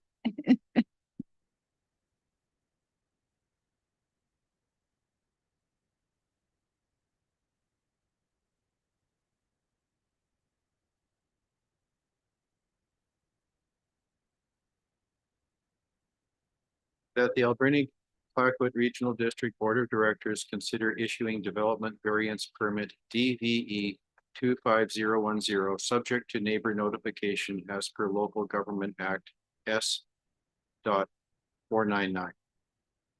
Moved by Director Wiley, second by Director Cote. All in favor? Any opposed? Motion is carried. Next is TUP 25012 Doroco 3640 Fletcher Road, Cherry Creek, temporary use permit, report and permit. Kylie.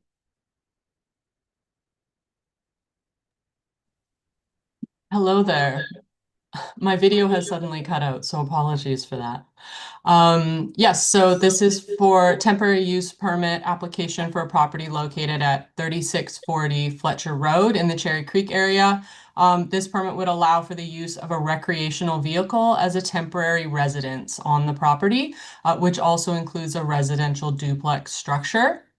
The RV is connected to water and sewer services and would act as a temporary housing solution for an elderly friend of the property owner, as outlined in a letter submitted with the application.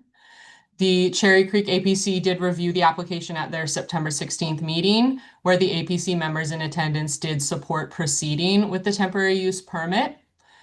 The terms of the permit are outlined in the report, which include 1 RV located on the property, 1 off-street parking space dedicated for the RV use, no short-term vacation rental use on the property, connection to Cherry Creek water and on-site sewage disposal, and the availability of a caretaker for the property. The applicants have submitted an assessment from a registered on-site wastewater practitioner confirming that the existing 3-year-old septic system can safely accommodate sewage disposal from both the RV and the existing duplex. And so staff recommend that the board consider the temporary use permit subject to the neighbor notification process. So public input in this case would include the delivery of notices to all property owners and residents within 100 meters of the subject property. So I will do my best to address any questions you have. Thank you. Thank you, Director Boyko. Yes, thank you, Chair. Is this the first time we're issuing a long-term temporary use permit for long-term accommodation in an RV? And secondly, what kind of precedence does that set? Because we're being told that they are not to be used long-term by the planning department and building inspectors because they do not meet the BC building code. So I just want to make sure we're very clear on what we're looking at here. Please go ahead, Kylie. Yeah, so to ensure that long-term safety and compliance, normally any structure intended for long-term residents must adhere to the appropriate CSA standards. So recreational vehicles are not designed for long-term habitation as they are built for temporary use and mobility. So homes built to the CSA Z240 and CSA A277 standards are specifically designed for long-term. So RVs are built to a different standard and not technically a long-term occupancy. So in this case, I'm not actually certain about whether this is, let me double check my notes here. The first one in this area, I'm not sure. But it would, if a 3-year temporary permit is not what the board desires, the board can choose to create a smaller, like a shorter term for that permit. You have a follow-up, Director Boyko? Thank you. Yeah, I just want to be clear that what's actually happening here. So we're looking at giving long-term occupancy to a building that is not passed by the BC Building Code. And no one else is allowed to do that right now. And if this does pass, we're setting a precedent that, oh, I can just get a temporary use permit and put RVs all over my property or put one per property and they will propagate like crazy out there. So there's some precedents here. Just so everyone's aware of what we're doing. Director Cote? Thank you. I believe in the past we have permitted a temporary use permit for the Hollies, which had multiple RVs on it that were not just restricted to summer months or seasonal. Thanks. I thought those were seasonal. The Hollies, no, I think they're year round. I am not sure if we have issued a temporary use permit like this before. I don't recall submitting a single RV on a property. Director Siga? This was actually a really big discussion at the UBCM, and many of the regional districts were wanting the government to consider housing in tiny homes and RVs. I agree this is kind of precedent setting. And I'm wondering if perhaps because it is new, if a shorter term with a review would be a way to go. And again, I'm going to have to direct this through the chair to Kylie. Thank you. I see that Daniel has his hand up, so I might Daniel, defer please go for a ahead. moment. Thanks. I just wanted to speak to this. I believe the setup is not solely in the RV, that there are 10 days out of the months where the individual is actually in one of the duplex units and the rest of the time in the RV. So there is that. It's an important nuance, but it is a nuance.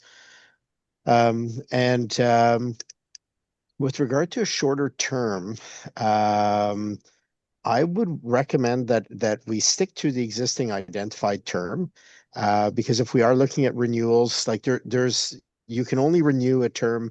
I believe oh my goodness, there's a limited amount of times that you can renew a TUP. And so if we shorten the initial term, you're in essence shortening the entire term. And so what we want to make sure we're doing is perhaps increasing the standards. If we're worried about health and safety, there could be a verification, there could be a check-in along those lines. But ultimately, I think we are entering some new territory. But that 10 days a month where the individual is not in the RV does create one of these gray zone windows where the RV is not necessarily deemed to be the permanent solution. Thank you. I have a note from Heather that we have issued seasonal uses at Sprout Lake only.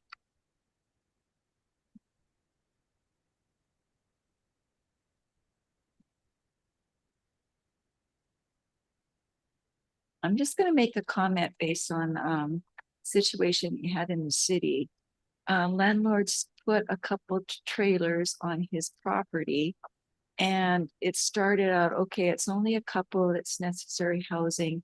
And it turned into a really terrible situation. So I want to caution you to tread lightly if you're gonna make this decision, because again, it's precedent setting and the next person might want to put a lot of trailers and it could deteriorate very quickly.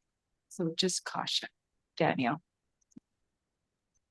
Thank you. It's always important to proceed with caution, but I will also say that having a temporary use permit is a great control in terms of the numbers, the amounts, and the conditions around.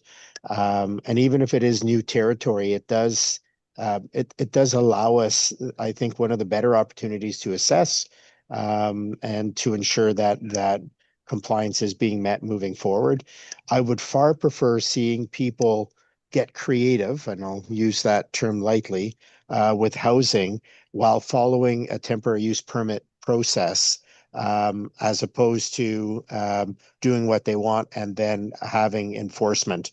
The enforcement side is way more costly for us, and as we all know, and is also way more time consuming versus a temporary use permit. If the conditions are followed, gives the ACRD maximum control, and creates more of a partnership dialogue with the property owner as we look at these different situations. Do you have any comments, Director Sparrow? Yeah, I think so. We can also put other conditions on this, not this one, but other ones where we say should not be less than 10 years old and has to do this and certify. We can put those conditions on like we did. That all is golf course too, 14 years. In this case, it is more precedent setting because we're not doing 6 months, but I don't think it'll be a second TPU. It may be wrong. Okay, did you want to read the motion? Sure, read the motion. That the Alberni Clay Pot Regional District Board of Directors consider temporary use permit application TUP 25012 subject to the following. A, confirmation from a registered on-site wastewater practitioner that the sewage disposal system can accommodate the existing duplex and recreational vehicle. B, neighborhood notification as per Local Government Act S494. Moved by Director Sparrow, second by Director Cote. Any final questions or comments? Seeing none, all in favor? Oh, Director Boyko, please go ahead.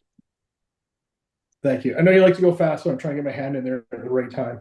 I just want to be aware that now that we're going to vote on this, if it passes, prepare for a flood of these coming at us. And the little nuances, oh, I leave there once a week, or I leave there once a month, or once a year. I don't know if that's going to matter at all, but just prepare for a flood of these coming at us. Thank you. Director Whiting? Yes, thank you, Fred, and thank you, Mike. And I remembered some trailer parks have requirements of no mobile homes trailers past a certain age are allowed in the park.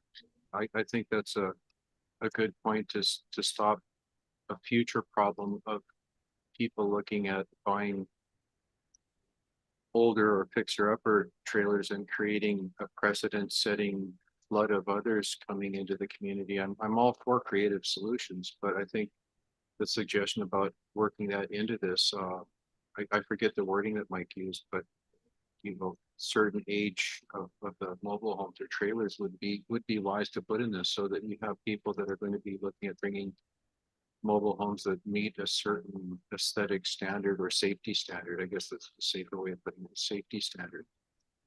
Thank you. Dr. Cote? Thank you. So just a question regarding the flood of applicants that may come forward with similar applications. This does not have to be the standard that we go with, but we do have the ability in the future to deny without reason. Thank you. Heidi, can you respond to that? I don't think I can respond to that one, actually. I can help, Kylie. Yeah. Director Cody's absolutely correct. The board always retains the right to make a decision based on circumstances. So even though there are precedents, yes, the reality is that the board always retains the right to say yes or no. There are ample court cases to support that. Director Boyko is also correct that people will mix and match and see similarities and make decisions based on the similarities they see. However, the board will always have the right to say yes or no. Okay. So we have a motion on the floor. Any further questions or comments? Seeing none, all in favor? Any opposed? Motion is carried. Thank you. Okay, now we go to staff reports, procedure bylaw review, verbal update. Heather, please go ahead. Thank you. I won't go too in depth as you're all at the meeting this morning. So there's a motion in front of you for the board to direct staff to develop the procedures-based bylaw based on the input received to date.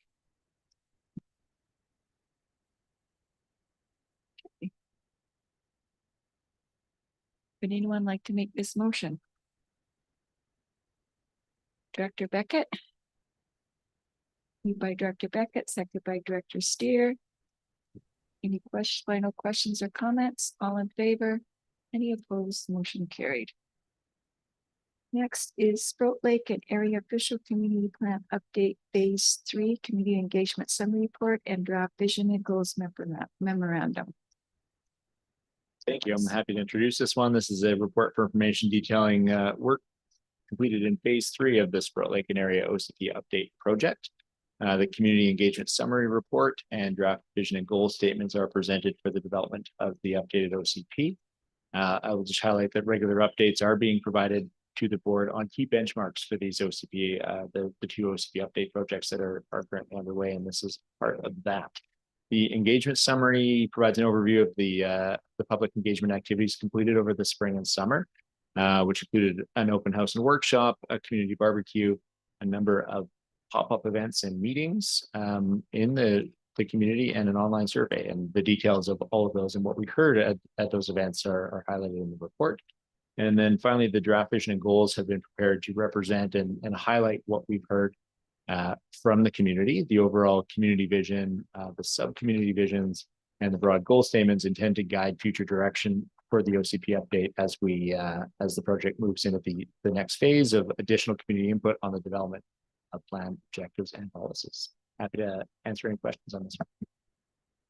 Director Cote. Thank you. A couple questions. So at this point, this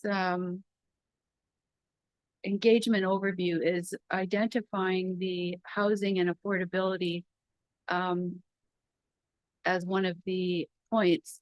And I'm thinking that because I am wanting to reject the housing report recommendations that have come forward, I'm not sure how to move forward with that particular part of our OCP because it does not reflect what the community has voiced, in my opinion anyways. There's a lot of good parts to this, and I'm wondering if I know there's another community engagement. I've also been contacted by community members asking for, I guess, another open house or similar opportunity to revisit what's being proposed by the staff in the OCP to create the plan. So my question then is, will the board be bringing forward a plan that they're wanting the community to approve of, or is there another opportunity to work and create the plan as to what the vision is because there's questions about the housing report and possibly other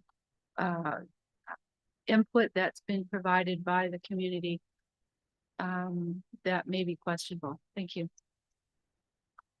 Through the chair, thank you for the comments, Director Cote. And in short, yes, there's lots of opportunity, and you know, we intend to develop the plan collaboratively with the community. It's not one where staff will be creating the plan and then presenting that. We do have engagement planned, and you know, the intent with the visioning process with the OCP is to really understand what the key issues are in the community, what challenges are faced, what opportunities are there, and housing up, you know, of course, was discussed lots. You know, what we heard is that people prefer single family dwellings. You know, they want the ability to have the flexibility to build accessory dwelling units, to, you know, be able to age in place, and in areas where services are provided, they're supportive of more housing. So that's what we're hearing initially. What we want to do at the policy development stage is to really dive into those key themes that were identified, and you know, have more meetings with folks, have more targeted engagement on those items, so we can really understand what the community wants, and then incorporating the housing needs data that we have. We'll investigate that and look into what we need to include and what we don't need to include. But I think, you know, what's important to highlight for the OCP is that this is a community-led document, and if the community is not happy with it, then we will make changes to that, and we want this OCP to be reflective of what the desires of the entire community are. So we will spend the next phase doing that with the community, and eventually we'll be pulling together policy statements that you know, that we'll be asking the community for input on, and then ultimately bringing those to the board. Thank you. Really happy to hear that. I think that you're doing the process is really great, and staff are doing a wonderful job. I'm just wondering how we're going to address conflicting interests of people's comments that I've heard going forward. So entailing everything that we're hearing from the community and giving them the opportunity to develop this OCP through all stages, I think is really important. And thank you for all of the work that's being done, and look forward to the next steps. Thank you so much. Would you like to make the motion to receive this report? I would love to make the motion that this memorandum be received. I think that's all I have to do. Moved by Director Cote, second by Director Sparrow. All in favor? Any opposed? Motion is carried. Next is committee reports. Personnel Committee meeting held on October 6, 2025, and this is a verbal report. And Cynthia. Yes, so there was a personnel committee meeting on Monday. There was no recommendations that came out, no formal resolutions that came out of the meeting. There was a discussion presentation in the in-camera portion of the meeting, which will be brought forward to the Board of Directors at an in-camera scheduled meeting, and that's regarding the exempt compensation review. So that presentation will be in the future. Thank you. Next is the West Coast Committee meeting held on October 7th, 2025, and we do have a proposed motion that came from that meeting. The proposed motion is that the Alberni Clayoquot Regional District Board of Directors provide a letter of support for the Clayoquot Biosphere Trust for 2 grant applications: Community Economic Development and Diversification Program and the Rural Economic Diversification and Infrastructure Program. Does someone from the West Coast like to make that move? By Director Steer, second by Director McEwen. All in favor of the motion? Any opposed? Motion is carried.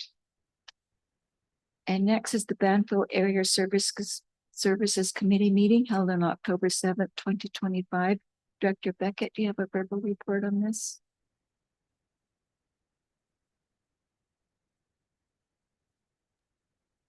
Thank you. Just very quickly, we met last night. Staff did an excellent job giving us an update on the Banfield submarine water line going in. And Karen Freely did an excellent presentation on the EOC regarding the Underwood fire status. So that was discussed last night, and that's all I have to report. Thank you. Can I motion the Board of Directors receive the verbal reports A through C? Moved by Director Jack, second by Director Sparrow. All in favor? Any opposed? Motion is carried. Next is area reports. Electoral Area A, Banfield, Director Beckett. Thank you very much. Speaking of the Banfield submarine water line, there are contractors in town doing some work now. And my understanding is that on November 9th, they'll be hard at it, putting the line in when the tides are extremely low. So that's great news because the existing line is very problematic. Speaking of the EOC report and some challenges we've recently had regarding the community or some community members, taking a look at the situation. And I wish I could articulate as well as Chair Jack did on CFAX the other day, but bottom line is having the Banfield Road closed is problematic, making it very difficult for our community. And there's a number of people who are, extremely upset and struggling with this. But all I can say is the area director, I know everyone behind the scenes, Ministry of Transportation, all of the contractors, everyone is working hard to get that road opened up. And I appeal to the community to be as patient as you possibly can be, knowing that the road will be opened up by hopefully the end of October, assuming there isn't any more difficulties. But that's all my report is today. Thank you. Thank you. Electoral Area B, Beaufort, Director Boyko. Thank you, Chair. People are all happy with the rain that's coming out, reducing the fire risk that's happening, so that's all good. People are very concerned about the ACRD cost taxation, the recent efficiency report that came out, now letting me hear about it, which I think is a good thing. Anytime we add in a service or cost that the Beaufort people expressly say they do not want, but the other directors in this room are forcing us to pay for, the push to incorporate and leave the ACRD becomes louder and louder. And I'm hearing more about it all the time. So some examples in the past with the Air Quality Council and what we did today with the possible funding of the Chamber of Commerce / Tourism Center. So people want to be in control of their own destiny. They don't want to have things forced upon them that other people think they should pay for. Other than that, things are going good in Beaufort. We have a town hall set up for October 19th, 2 p.m. Beaver Creek Hall. Everyone's invited like always. And yeah, if you come and you're a director when you're there. So act accordingly. Appreciate all your time. Thank you.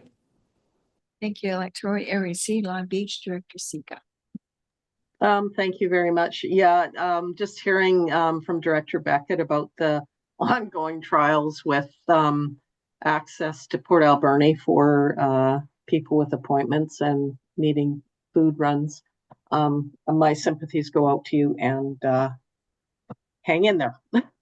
In terms of Area C, we've actually had 3 celebrations of organizations that are providing services in our area and doing a great job at it. I attended the West Coast Resources Society 25th anniversary on September 17th.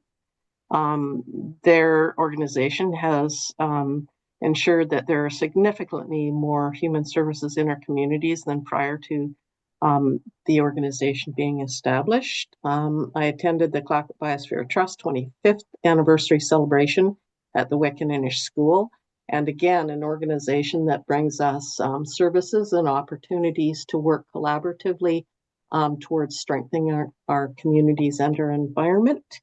And then the North Island College 50th anniversary, which I attended at the Legion October 4th. So yeah, good organizations doing good work on the West Coast, and yeah, we're doing well. Thanks. Thank you. Electoral Area D, Sprout Lake, Director Cote. Thank you.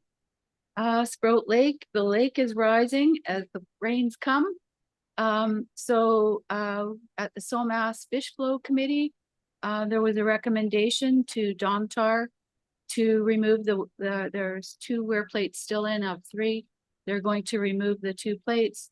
There was a question at whether we should just ask for 1 removed or 2. We need the data. We don't have it. So we're working with that organization to try and get control of what's happening, understanding of what's happening with lake mount level management. So residents have flooded in the past. There's drought conditions as well. So once again, I'll be asking this regional district to complete the drought study that should have been accompanying the flood study that we've done in the past. So I'd love to have that on our strategic plan going forward. Also, I've been questioned about a particular dock that's placed very near the front of Bosley Park. I'm hearing that it's a possible rental unit that's on the lake, and quite concerned that there's going to be a lot more of this type of structures showing up on the lake, on the water. So we'll be looking into that, I'm sure, in our future. Thank you. Thank you. Electoral Area E, Beaver Creek, Director Whitey, do you have a report?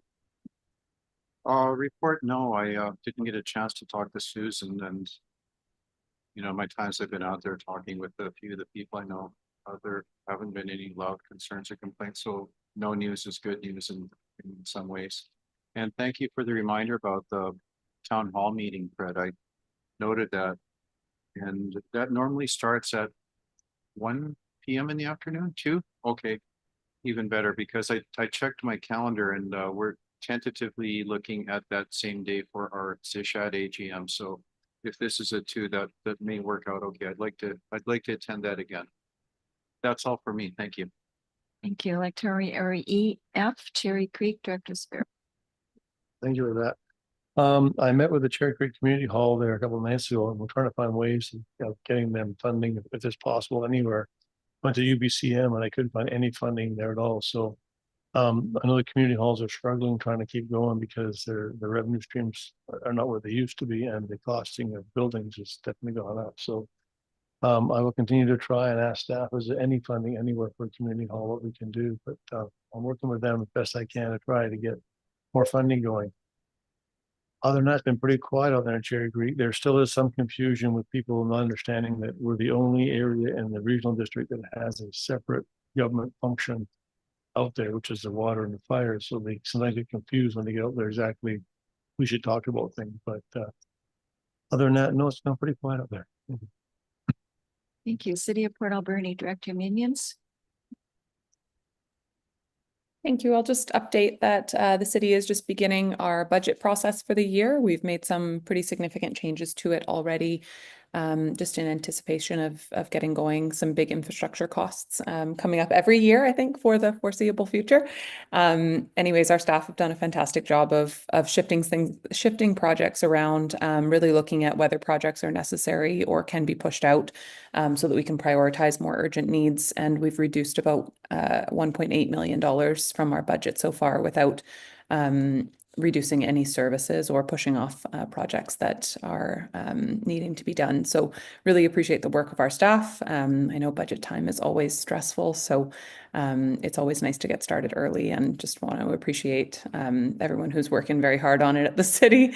We are not going to have an easy budget year. Like many local governments, we have a backlog of infrastructure renewal that needs to be done, and our council has been really committed to pushing forward and getting the projects done. So while we have made some reductions already, we likely will be adding projects, because it's really not about as much as it is about making the budget lower where it can be, we want to make sure we're not pushing off projects into the future that need to be done. So it's reorganizing and making sure that we're focusing on the highest need priorities at the time.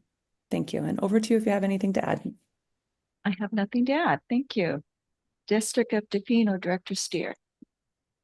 All right, thank you. Yeah, I think Director Siga mentioned a number of the community events that were up here that I was able to attend, some of those.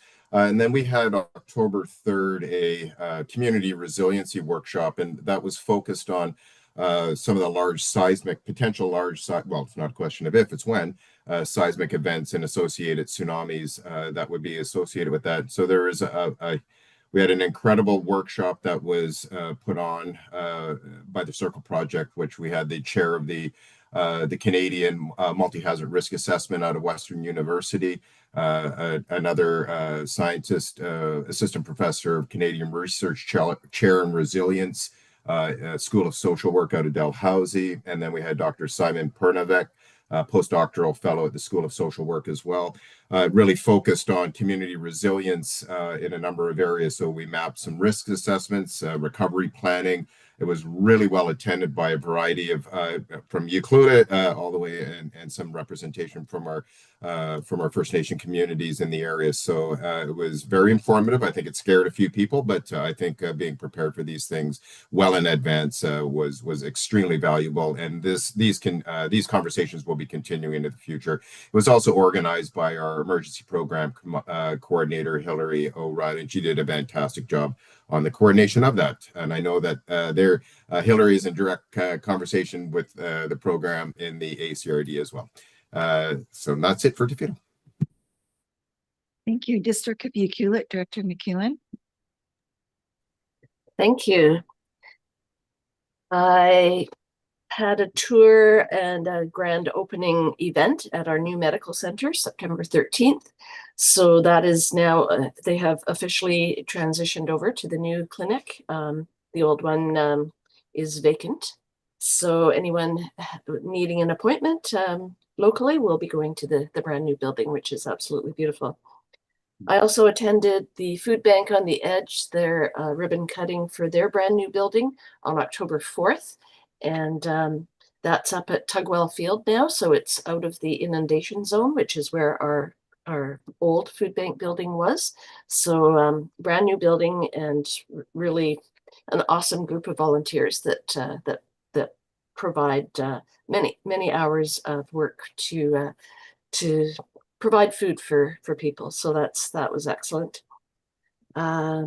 Yesterday we had a governance workshop for 4 hours because we had a by-election and we weren't sure who would get in. We thought it was time just for a refresher on governance, including code of conduct and conflict of interest. And so that was set up for yesterday for 4 hours. And we have a new director of community planning and strategic initiatives, Tyler Brown. He's going to start on November 3rd with the municipality. And that's it for me. Thank you. Huu-ay First Nations Director Jeff. Thank you.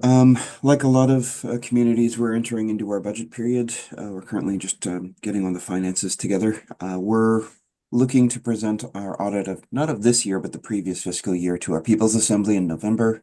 And so a lot of work is going on in regards to that. Yesterday and the day before, I was in Ottawa for unrelated meetings, but because of the logistics of getting into Port Alberni was difficult, I ended up just staying in Vancouver because I have a meeting tomorrow. So I want to thank Chair Haggard for chairing. And from that perspective, I think in the next little while, we're going to be getting ready for the First Nations Leadership Gathering, which is like UBCM for First Nations. And so a lot of the conversations that we'll be having are going to be continuing the same type of conversations we've been having around the Banfield Road, about investments, about the impact of Bill 15 and what the province is going to be doing in regards to investment into the future, and so on and so forth. So we'll try to keep everyone in the loop as to how that's going to go. And yeah, I think that's that. At some point in December, we hope to hold a wider debrief meeting after the Mount Underwood fire things have concluded. So we would probably want to do that with not only the ACRD, but potentially invite representatives of BC Wildfire Service, EMCR, and any other folks from the Banfield community who can probably add some light or shed some light into the local experience, because a lot of the services we're hoping to improve will likely be services that we can work on together. But yeah, definitely doing a community debrief would be something we want to do, but we also want to do an administrative / leadership debrief just to kind of all get on the same page and know how we can do things better in the future. I think that'll be it. All right, thanks. Thank you. To a Quiet Nation, it looks like Director Johnson has dropped off the call. No, I'm here. Oh, I don't see you. Anyways, oh, there you are. My Sorry camera's not about working. that. Go ahead. So our community government building is coming along pretty well. I got to see the start of it last weekend. We are starting a community engagement project. We have a couple dinners coming up, one at Macoa and one in Port Alberni, to get citizen engagement in master plan and zoning and stuff like that. And we are starting our budgeting process earlier this year than last year. And we just hired a new culture, language, and heritage person, new job for us. And it actually is my sister. So we are getting another Tokwat citizen moving back home. So we're really happy about that. And that's it for now. Thanks. Thank you, Director Johnson. Chilliwack Tribe Government, Director Coots. Thank you, Madam Chair. No report today. Sure. Thank you. With that government, Director Mistangelo.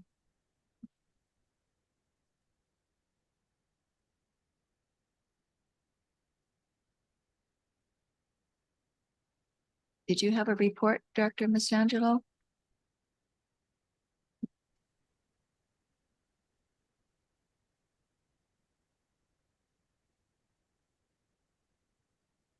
We'll move forward, and if she has a report, we can get her to jump back in. Can I motion that Board of Directors receive the area reports? Moved by Director Sparrow, second by Director Cote. All in favor? Any opposed? Motion carried. No unfinished business and late business. Director Cote has a motion.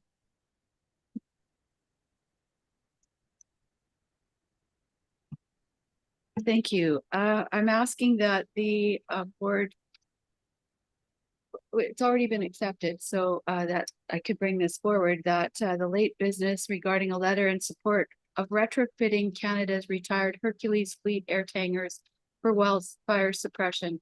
We brought this as a late resolution to UBCM, and the resolutions committee were denied our application for this late resolution, citing that it was known before June 15th, which I don't believe it was. It's on me because I didn't have the ability to see that it was not received by UBCM, wasn't recognized to hit the floor as a late resolution. So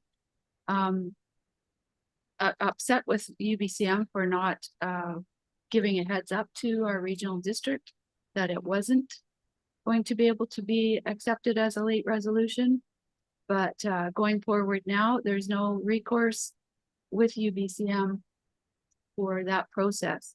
So now what I'm asking is that the regional district board of directors send a letter to the office of the premier the Union of British Columbia's, the Association of Vancouver Island and Coastal Communities, and the province to request action for the resolution submitted to the UBCM municipalities requesting that the province of British Columbia collaborate with the government of Canada to, one, partner with the private sector and First Nations to retrofit a portion of Canada's retired CC-130H Hercules fleet into large air tankers for wildfire suppression, to deploy these aircraft as part of a strengthened national wildfire response capacity to be shared with provinces and territories, and where appropriate, used for international humanitarian and emergency missions.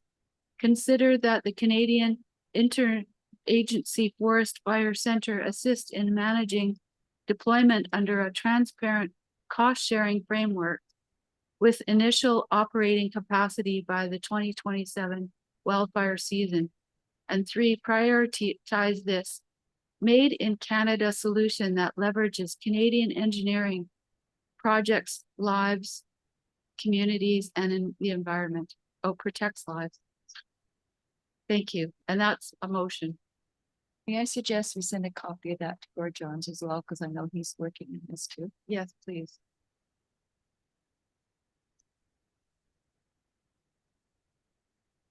Okay, so we have a motion on the floor. We have a seconder. Moved by Director Cote, second by Director Sparrow. All in favor? Any opposed? Motion is carried.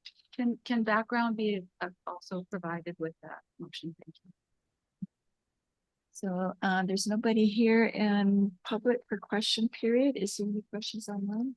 No, there's no questions received, but Lavanna is here. She messaged that she was unmuted, so. Mr. Ireland, did you have a question?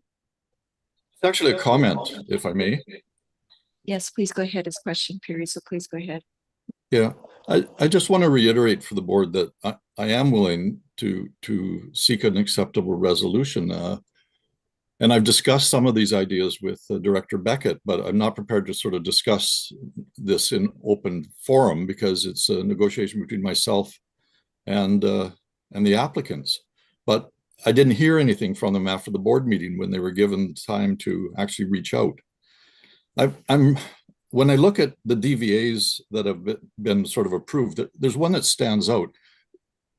And that's DVA 24002, where the applicant actually took it upon themselves to change and adjust the siting and building plan to lessen impact on the neighboring properties. That was, I mean, the applicant did that. That's what I would like to see happen, where we can actually work together.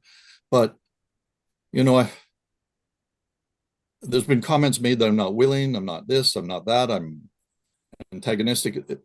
These are all untrue. I just would like to seek an acceptable resolution. That's all. Thank you. Are there any questions online? No questions online, but please, if we could go back to Lavanna. Lavanna, did you have a report?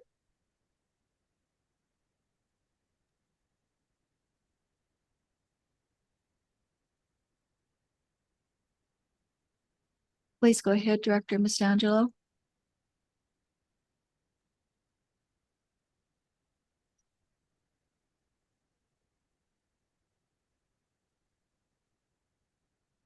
We're not sure. We can't hear you. Are you muted?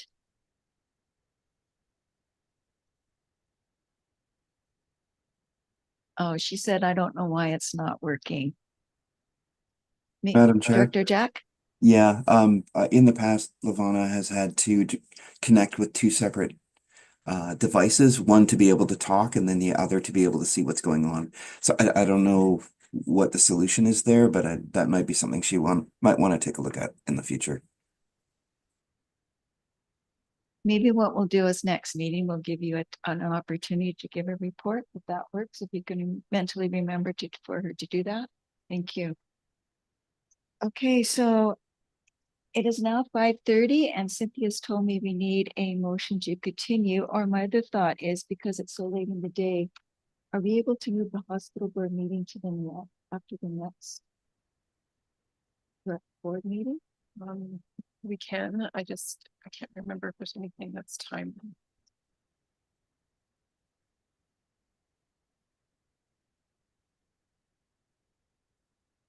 Okay, we can add it to the next agenda. Does that work for everyone if you add it to the next board meeting, just because it's so late in the day? We've had a long day here, you guys. We're all tired. Does that work for everyone? Perfect. Get in a motion to adjourn. Everybody, thank you. And thank you, everybody, for being so civil, and because I know it's been a long day and we're all tired.